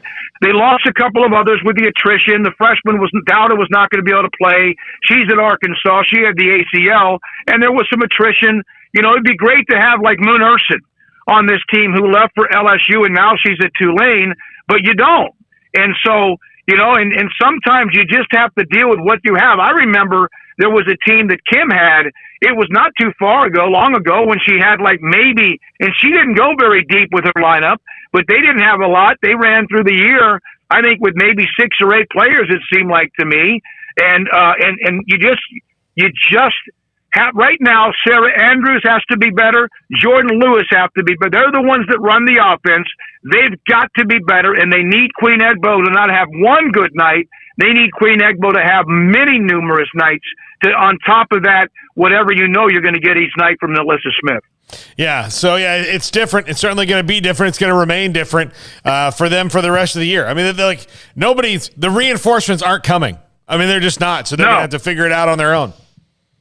No, they're not. And no one, again, there's a lot of people licking their chops to get back at Baylor after the last 20 years of getting their brains beat in. And so if they see an opening, they're going to absolutely try to make sure they find a way to get through that crack. David Smoak. All right, Smokey, we'll see you tomorrow. Get those meds on you. All right. Thanks. All right. That's David Smoak. I believe live from the pharmacy, Craig. Yeah, I hope so. I mean, I'm sure folks caught it, the last couple of days, but today especially, his cough was just not stopping. So, he kept having to get up and go cough and do all that, and he's obviously coming off of being sick. So, just fingers crossed we don't have to deal with any of that, and fingers crossed he gets that cough taken care of. But, it's been problematic, and good insight there on the women's basketball team. Certainly not as top of mind as they typically are. I mean, that's one thing that's very noticeable around here is they're not, one of the first things that you talk about during this time of year, which they typically would be, because typically they'd be unbeaten or maybe have one loss, and that would be to like number 2 UConn or something, and that would be it. And you certainly never entered Big 12 play thinking you would do anything but go unbeaten or maybe lose 2 games, maybe lose 2 games, and really maybe 1, and that would be like in Austin against a number 3 Texas team, and that would be your one game where you go, well, maybe they lose that one. All the rest of them, I don't care what number. Like be perfectly honest, if Kim was here this year, everybody's talking, man, the Big 12 women's basketball is so competitive. Well, why do you think that is? Yeah. What's the one change that occurred that made that happen? It's not who Iowa State hired or Oklahoma hired or whatever. Those are good coaches, but the difference is Kim's not there anymore. Mm-hmm. That's the difference. That's the simplest, most direct explanation for why the Big 12's so wide open in hoops this year, and that's not been the case for well over a decade, really. Well, and this is Baylor's also experiencing the consequences of the transfer portal. Yeah. In that, it's a lot of times a coach could come and take over, and Nikki Collin would have had almost the same exact team that Kim had a year ago, because the players who were there are going to be here, and there was no real benefit to struggling to transfer when you could just play here and ride on. But now if you can either follow Kim to LSU or just go somewhere else because it's just not the style of basketball that fits you, then that's going to happen. And that's not really None of that's nothing that Nikki Collin control or any coach can control. It's just how the world is now in every single sport in college athletics, and they're certainly kind of reaping the whirlwind there. Yeah, and we talk about the transfer portal a lot, but you can't complain about it too much when you also gain from it. Oh yeah. Football's not in the Big 12 title game or the Sugar Bowl without transfers. And women's basketball has even less without transfers. Now, granted, they had to replace from it's a whole thing. It's a whole deal, but you take what you can and you lose what you do, and you try your best to make up for that. And she did come in a little bit later, but as part of the deal. I mean, again, she knew what she signed up for. She knew what she was working with. There might have been a couple surprises along the way, and I'm sure the pressure does feel like it's mounting a little bit. And that shouldn't be surprising either, because even if you thought they were going to take a step back, which would be, just the logical thing to conclude, because you're replacing Kim Mulkey, who's one of the greatest coaches of all time and who had like a 20-plus year run, here building up the program.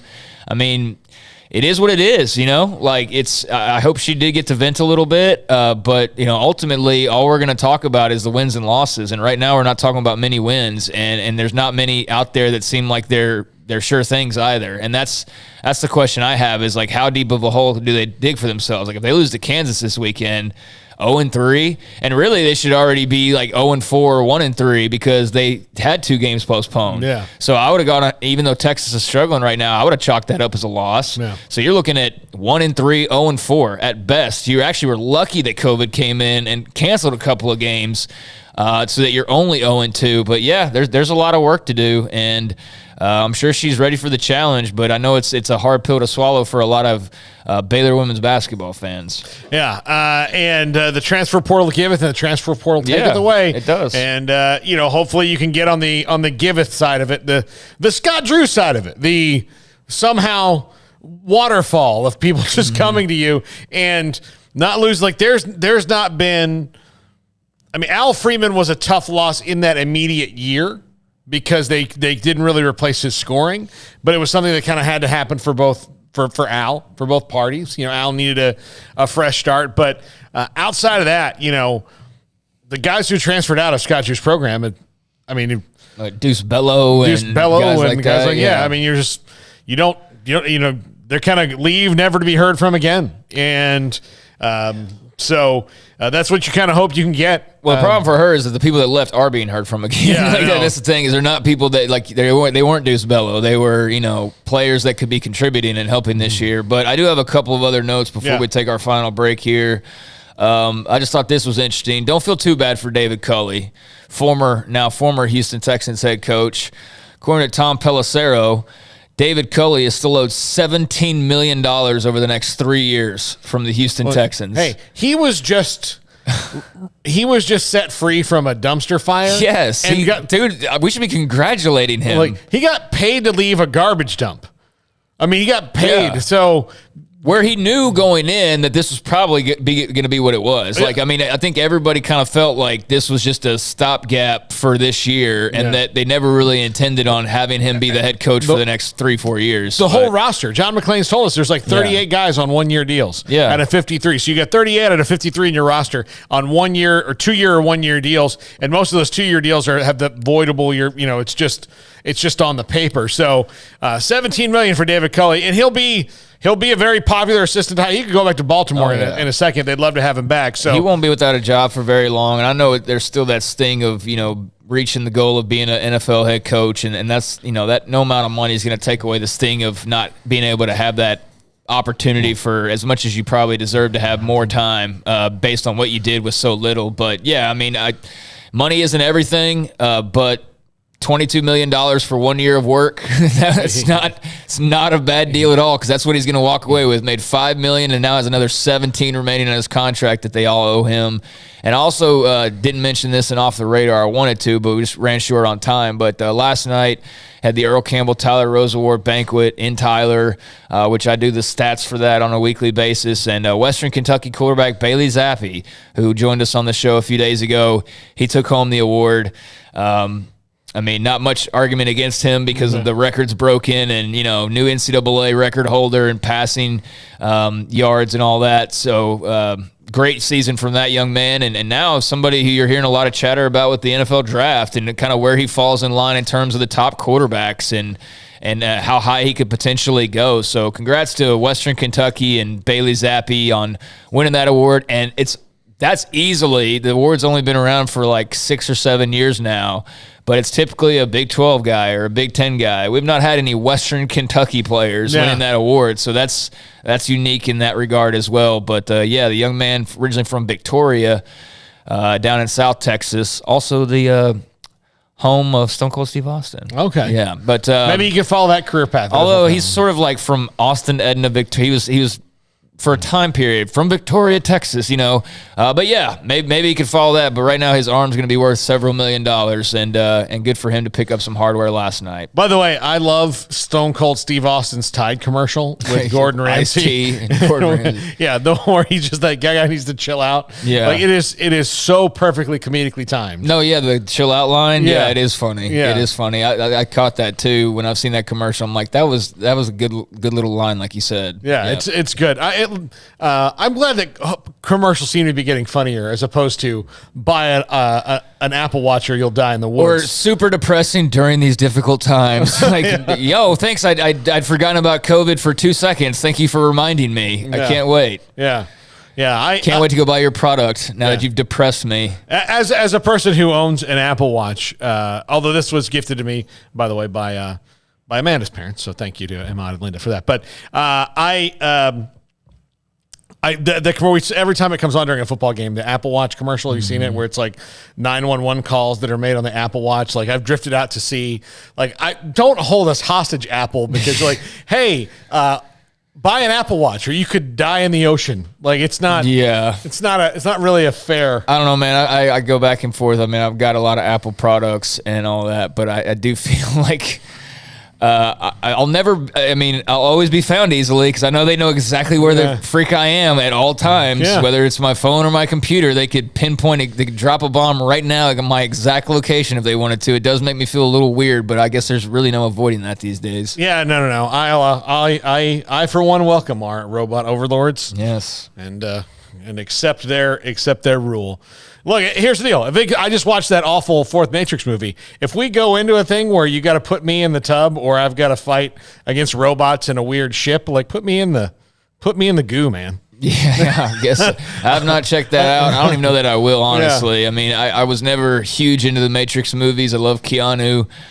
They were fine. Like I never got into them like certain people got into those movies like they would a Star Wars or, other series franchises. But I think it's interesting that you did not have a positive take on it. So now I really have I'm waiting on the Batman. That's what I'm waiting on. I'm waiting on the Batman. We got 2 months. Let's go. Here's what I watched it going. There's some interesting ideas and it was cool, but I got to say at the end of it, I was like, why did we? Yeah. Well, so they're just trying to make a quick buck, basically. Did anyone ask for this?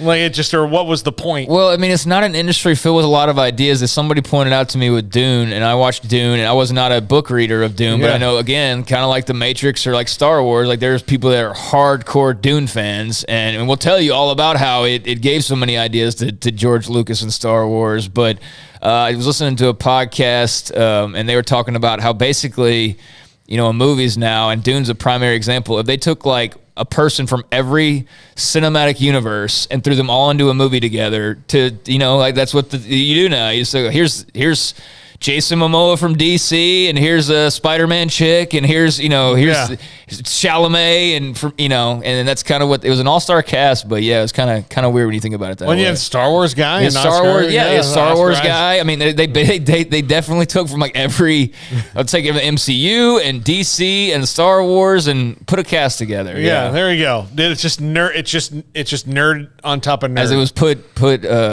All your favorites. Come see all your favorites. And it's kind of what they do. Yeah, absolutely. All right, when we come back, the top 5 at 5:55, the Sigma 365 Radio, 365 Sports.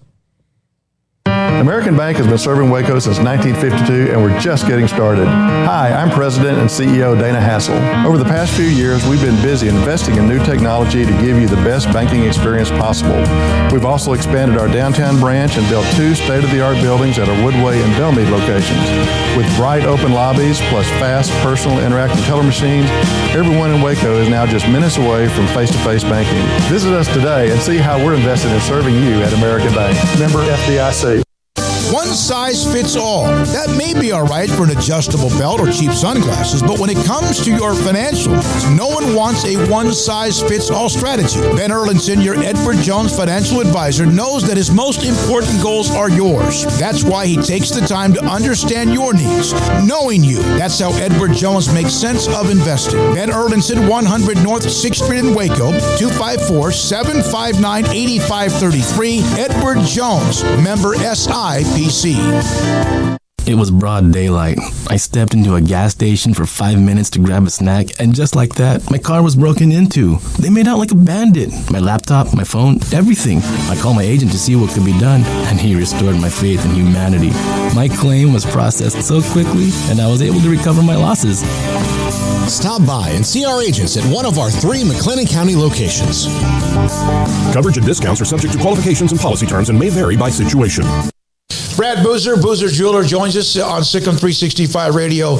Brad, what makes you different than anyone else, in your opinion, as far as what Boozer's does? The fact that I own the jewelry store, anything I need to do, will do, or can do, I can do it. The buck stops with me, whereas a lot of places you have to go up the corporate command and corporate channel. Well, if you come in and want to make a deal, we sit there and we make the deal. And you can find whatever someone's looking for, correct? Anything is obtainable. I don't care what brand it is, what size it is, how much it costs, large or small. Anything is obtainable, and we can definitely get that in for you to see, look at, or buy. Do you have the opportunity if people have to pay things off as far as a layaway program? What about what you have with financing? Absolutely. We have 12-month no interest financing. We have layaway. If you want to pay with Bitcoin, I can take Bitcoin now. So if there's any way you want to pay for it, we can find a way out to make it work. You want to know why they're successful? Brad Boozer, the owner of Boozer's Jewelers on the corner of Valley Mills and Lake Air in Waco.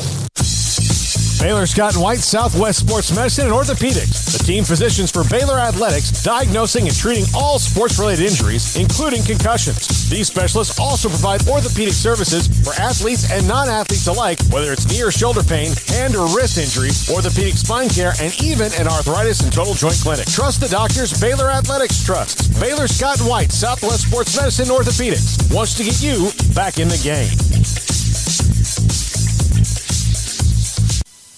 You know what would make this moment better?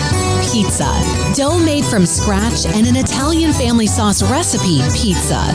3 fresh signature cheeses making a melty blanket of perfection pizza. Like loads of premium toppings like crispy Old World pepperoni, savory Italian sausage, and fresh sliced veggies pizza. That's Marco's Pizza. Visit marcos.com and make any moment better. And with 4 locations in Waco, Bellmead, China Spring, Woodway, and soon to open in Robinson.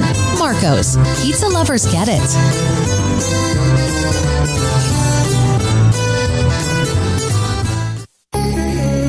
Welcome back to Sikkim 365 Radio. This is Paul Catalina's Top 5 at 5:55, presented by Champion Salon.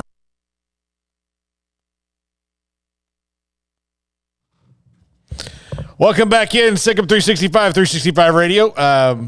365 Sports. Paul Catalina, Craig Smoak wrapping you up on Thursday. Tomorrow, the big premiere of Ode to Joy. It's Top 5 at 5:55. Before we get to that, Craig, more transfer portal news. Yeah, I got to mention this before we go. You know, I try to pass along notes like the David Culley thing or whatever whenever we can fit them in, but I have to mention this one. Brew McCoy is in the transfer portal. USC wide receiver. He is no stranger to the transfer portal. You might remember the big to-do surrounding him in Texas and then signing with Texas and the quick transfer to USC. He was in the transfer portal twice before ever playing it down at USC. So he is no stranger to this. He was a top-rated receiver back in 2019. He was a 5-star recruit, signed with Texas, never played there, never even was there more than like a few days, weeks, whatever it was, but he's now transferring from USC. So I don't know. If you followed that drama a couple years back, then just to see him back in the transfer portal is interesting for the recruiting fans out there. Must mean he's not a fan of Lincoln Riley, and maybe Lincoln Riley not a fan of his. You would think that a couple years ago that would have been the ideal pairing. Like, hey, big 5-star number 1 wide receiver and Lincoln Riley, and yeah, I don't know. I know he had some issues at USC as far as getting suspended last year, and he's not turned into the guy that, that's part of the deal with recruiting. You can have 5 stars and all this hype and everything, but it doesn't always mean it's going to work out. And for Brew McCoy, it's not been what I think a lot of people thought it was going to be. Yeah. All right. Top 5 college coaches who, in my opinion, would succeed in the NFL. And this was kind of tough, Craig, because really I only had 3 that I know for sure would, and the last 2 I think would, just based on their styles. Number 5, Luke Fickell from Cincinnati. I think Luke Fickell could be, the way he coaches, the style, all that. I think Luke Fickell could be an NFL coach one day. I don't know if that's what he wants to do. And again, I don't know if that's what any of these people want to do, but I do definitely think that Luke Fickell's style would succeed as an NFL coach. Yeah, I mean, it's so hard to say, really, because there's guys that we thought were going to be good and they're struggling, like a Matt Rule, and there's guys that you thought might not be that great and they're doing a lot better than you expected them to probably do. But yeah, I could see that. I mean, I think that the way that he runs the program seems like a really tight ship. He does less with more, or does more with less, I should say. It's not like he's been at Ohio State or Texas or USC or any of these schools and has been reeling in 5-star after 5-star. He went up against the 5 stars with a bunch of 3s and 4s and not many 4s. So, I mean, I think he's proven that he can put together a quality football team, even if it's not the most talented team, and take them to places they haven't been. But yeah, Luke Fickell. The scuttlebutt that I've read in the past is that Ohio State's like the ultimate goal or whatever. Yeah. I don't know, and I don't know if that'll even be an opportunity for him. But yeah, I could see at least an NFL team giving him a call and just checking out what he has to say. Yeah. Number 4, James Franklin from Penn State. I mean, look, I know that the last couple years haven't been the best for him, but I do think that he's got a style that would work in the NFL. Yeah, is he supposed to go to USC? Oh, wait. Yeah, that never came to fruition. I'm like, here's the thing. That's all they wanted forever at USC was James Franklin. And then all of a sudden, like, you got Lincoln Riley, and they're like, oh, we didn't know we actually wanted this. Didn't know we have options. Yeah, like that, at least. Not the Lincoln Riley option, I think, was a surprise. But, yeah, Franklin's a really good coach. I'm surprised, or I guess I wasn't totally surprised that he didn't go to L.A., but I'm kind of surprised just because of all the talk the last few years that he's still at Penn State. Yeah. I mean, I wouldn't move if I was him, but just because there's the constant rumor mill always seeming like it surrounds him. But it seems like that's been stamped out a little bit now. And yeah, he's a guy who seems to be well respected and liked by his players. There's one little hump they haven't been able to get over, but that's the same case for everybody not named like one of 4 schools. Ohio State, Clemson, Alabama, Georgia, basically. So yeah, James Franklin, I could see him being respected by NFL guys. It took Michigan 15 years to get over that hump, and they just now did it this year. Yeah. All right, speaking of Lincoln Riley, I was kind of surprised that his next move was another college. I'd always thought it was going to be the NFL, and I always thought it was actually going to be the Cowboys. I thought Jerry loves a young, innovative coach and all that, but Lincoln Riley, the kind of offensive mind he is and the way he coaches quarterbacks very much translates to the NFL, and I do think it'll happen one day. But, yeah, I think it will too. But depending on what he does at USC. He's 38 years old right now, or whatever. Yeah, the world by the you-know-whats. Gil Brandt told us in Chicago at the NFL draft years ago, was that before? I guess it was right around the time all hell was breaking loose with the Baylor football program. But I think it was right before all that happened, and maybe like the year before. And I remember Gil Brandt telling us that Lincoln Riley then, before, I guess maybe he had just taken the job at Oklahoma. I think that's probably why we were talking about it. And he said back then that Lincoln Riley was a better offensive mind than Art Briles. And I was like, whoa, and that was heavy praise. And I knew a little bit about Lincoln, but obviously he would then become, this great head coach at Oklahoma and lead them to tons and tons of victories. So Gil was on to something. And that also made me start thinking about, the fact that Gill was already eyeing him like that of what the NFL prospects were. And certainly there's been a lot of scuttlebutt with that too. And, some people thought he'd be the Browns head coach and, get Baker going or any other number of places. The Cowboys have been mentioned multiple times for Lincoln Riley. I think, he could eventually head that way. I think he's going to enjoy SoCal for the next few at least and see how he does there. But I would not be shocked at all in several years to see Lincoln Riley go to the pros. But if 3-4 years he gets them back in the CFP and maybe even wins a national title at USC, then he will be able to have any NFL job that he wants. Yeah, a la the last guy who was successful at that school. So I'm very curious. I mean, Oregon's the team you got to beat up there. We'll see how long it takes for Washington to get back, and there's some others that have been pretty good to okay, but he's got an opportunity. Really, Oregon's the juggernaut, but he's got an opportunity to get them good quick. I don't think it's going to take long to win the Pac-12 necessarily if he makes the right moves. Yeah. Number 2, Jim Harbaugh. This one kind of obvious because he's already been to a Super Bowl as a head coach. Yeah. And the NFL is probably always going to come calling for him. But I do think, based on what we know of Jim Harbaugh, it would not make any sense to me for him to leave Michigan after he got them finally where he'd been trying to get them 1 year right out of the box. Yeah, if he was at like Western Michigan, then go by all means to the NFL. But given where he is, I don't think you're uprooting that to go back to the pros, and I think those will be waiting on you anyway. So I'd follow through what you're doing at Michigan. And I know at least this year that beating Ohio State helped calm the waters a little bit, because as successful as he's been, those 1 or 2 losses a year, the 1 or 2 teams you don't want to lose to, or the games that you can't lose. And it was good to kind of see them get over that hump. He does seem like a guy you're going to have to keep an eye on, kind of like you never know how long he's going to stay put somewhere, almost Lane Kiffin in a way. But he's at his feet down there in Ann Arbor for a little while now, and they're starting to turn that corner, it appears. So I definitely don't think the talk will stop, and he's not trying to make it stop either, clearly. He's playing into it as well. So I think it helps him in recruit. I think it helps him all over the place. Number 1, Matt Campbell. And might be up for jobs this year. We don't know, and we'll see. But the NFL loves this guy. They really do. People talk about Matt Campbell all the time, and again, he's all business. Although I do think that our running joke of he just hoped everybody has fun. Everybody has fun. But we'll not play in the NFL. But I think Matt Campbell. I think one day he'll be an NFL coach, because I think somebody's going to come to him and go, "All right, would you like to be the coach of the Indianapolis Colts or whatever it is, and here's the money."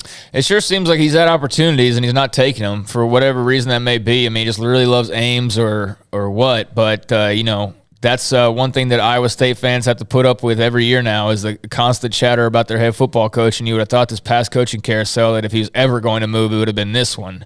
And maybe he would have, if not for Lincoln Riley expressing interest in USC or any other unforeseen moves that might have occurred that changed plans originally. But I was kind of shocked that he was still there after all the dust had settled.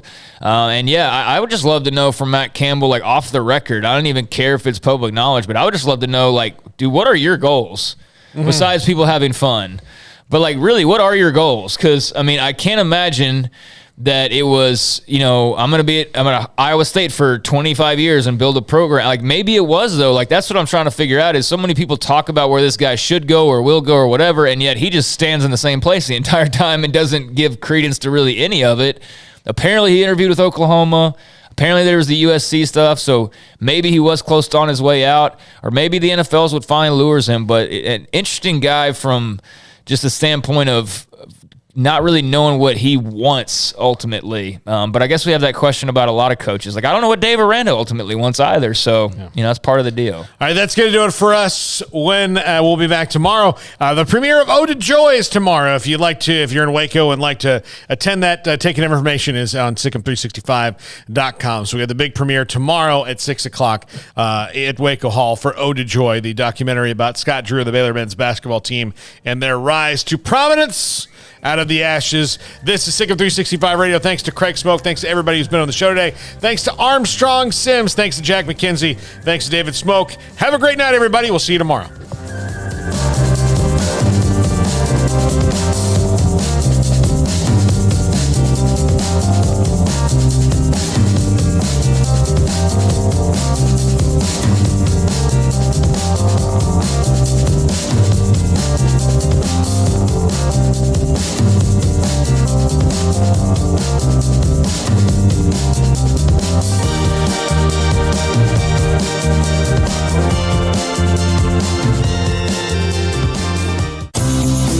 Ideal MRI is a small family business right here in Central Texas. We're open to support you while lowering the cost of healthcare bills. When you need an MRI, ask your doctor for an Ideal MRI. Visit us at idealmri.com or call us at 833-IDEAL-MRI. Stepping into the boots of a U.S. Army officer can add confidence and leadership skills to your son or daughter's career path. See all the things they can achieve in our boots at GoArmy.com. U.S. Army Waco Recruiting Company, 254-598-8131 or 254-776-1543. After my first car accident, I feared the biggest damage would be to my wallet. I expected a mountain of bills and a long, drawn-out process. But my Texas Farm Bureau insurance agent was there when I needed her and helped me get back on my feet and in my car in no time. Instead of a hassle, I got reassurance and a quick recovery. Stop by and see our agents at one of our 3 McLennan County locations. Coverage and discounts are subject to qualifications and policy terms and may vary by situation. Baylor University is where lights shine bright. So, let there be light. Let there be roommates and teammates, scholarship and championships. Let there be fresh starts and new traditions, fast friendships and lasting impacts. Let there be laughter. Let there be joy. Let there be light. Baylor University, where lights shine bright.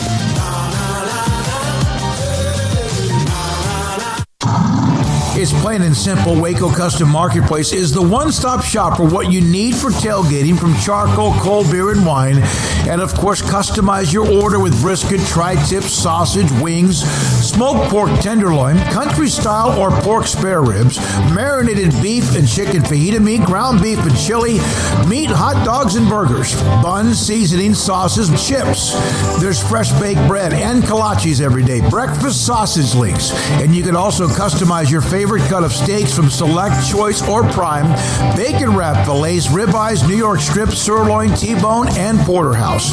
Full service butcher shop includes pork, poultry, beef, chicken, and seafood, serving Waco restaurants and families since 1940. Your one-stop shop for beef, pork, poultry, and seafood needs. Waco Custom Marketplace, 425 Lake Air Drive, or WacoCustomMarketplace.com.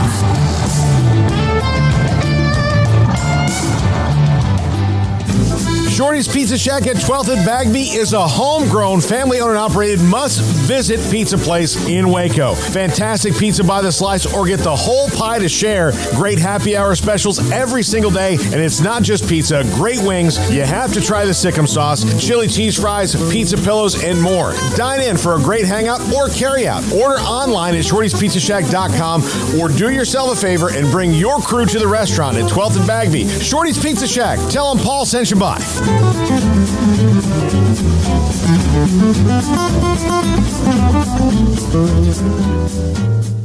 With so many companies and policies out there, it gets so confusing shopping for insurance, and I never know if I'm getting the policy that's right for me. Luckily, I met the team at the Niche Group Insurance Agency. With the Niche Group, you can go to one company and get access to coverage options from many insurance carriers, and you get to speak to a real person about your specific coverage needs. With the Niche Group, I know I'm getting the right coverage at the right price. If you need insurance, talk to the experts at the Niche Group at 1-800-258-8302.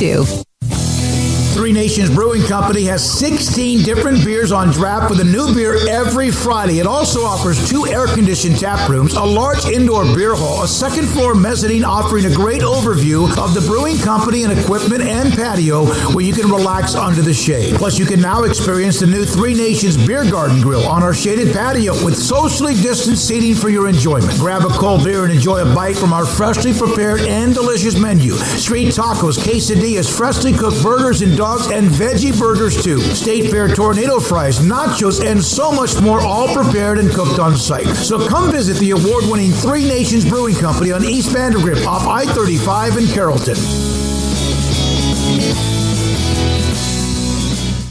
It takes time to reach goals. It's a truth that applies to more than sports. It goes for your financial goals as well. You work hard for your money, and you deserve an investment strategy that lines up with your game plan. And Tom Albers, your Edward Jones financial advisor, can help. If your financial investments aren't putting forth the effort you desire, stop by today for a financial review. Tom Albers, 4301 Lakeshore Drive, 254-776-7605. Edward Jones, member SIPC.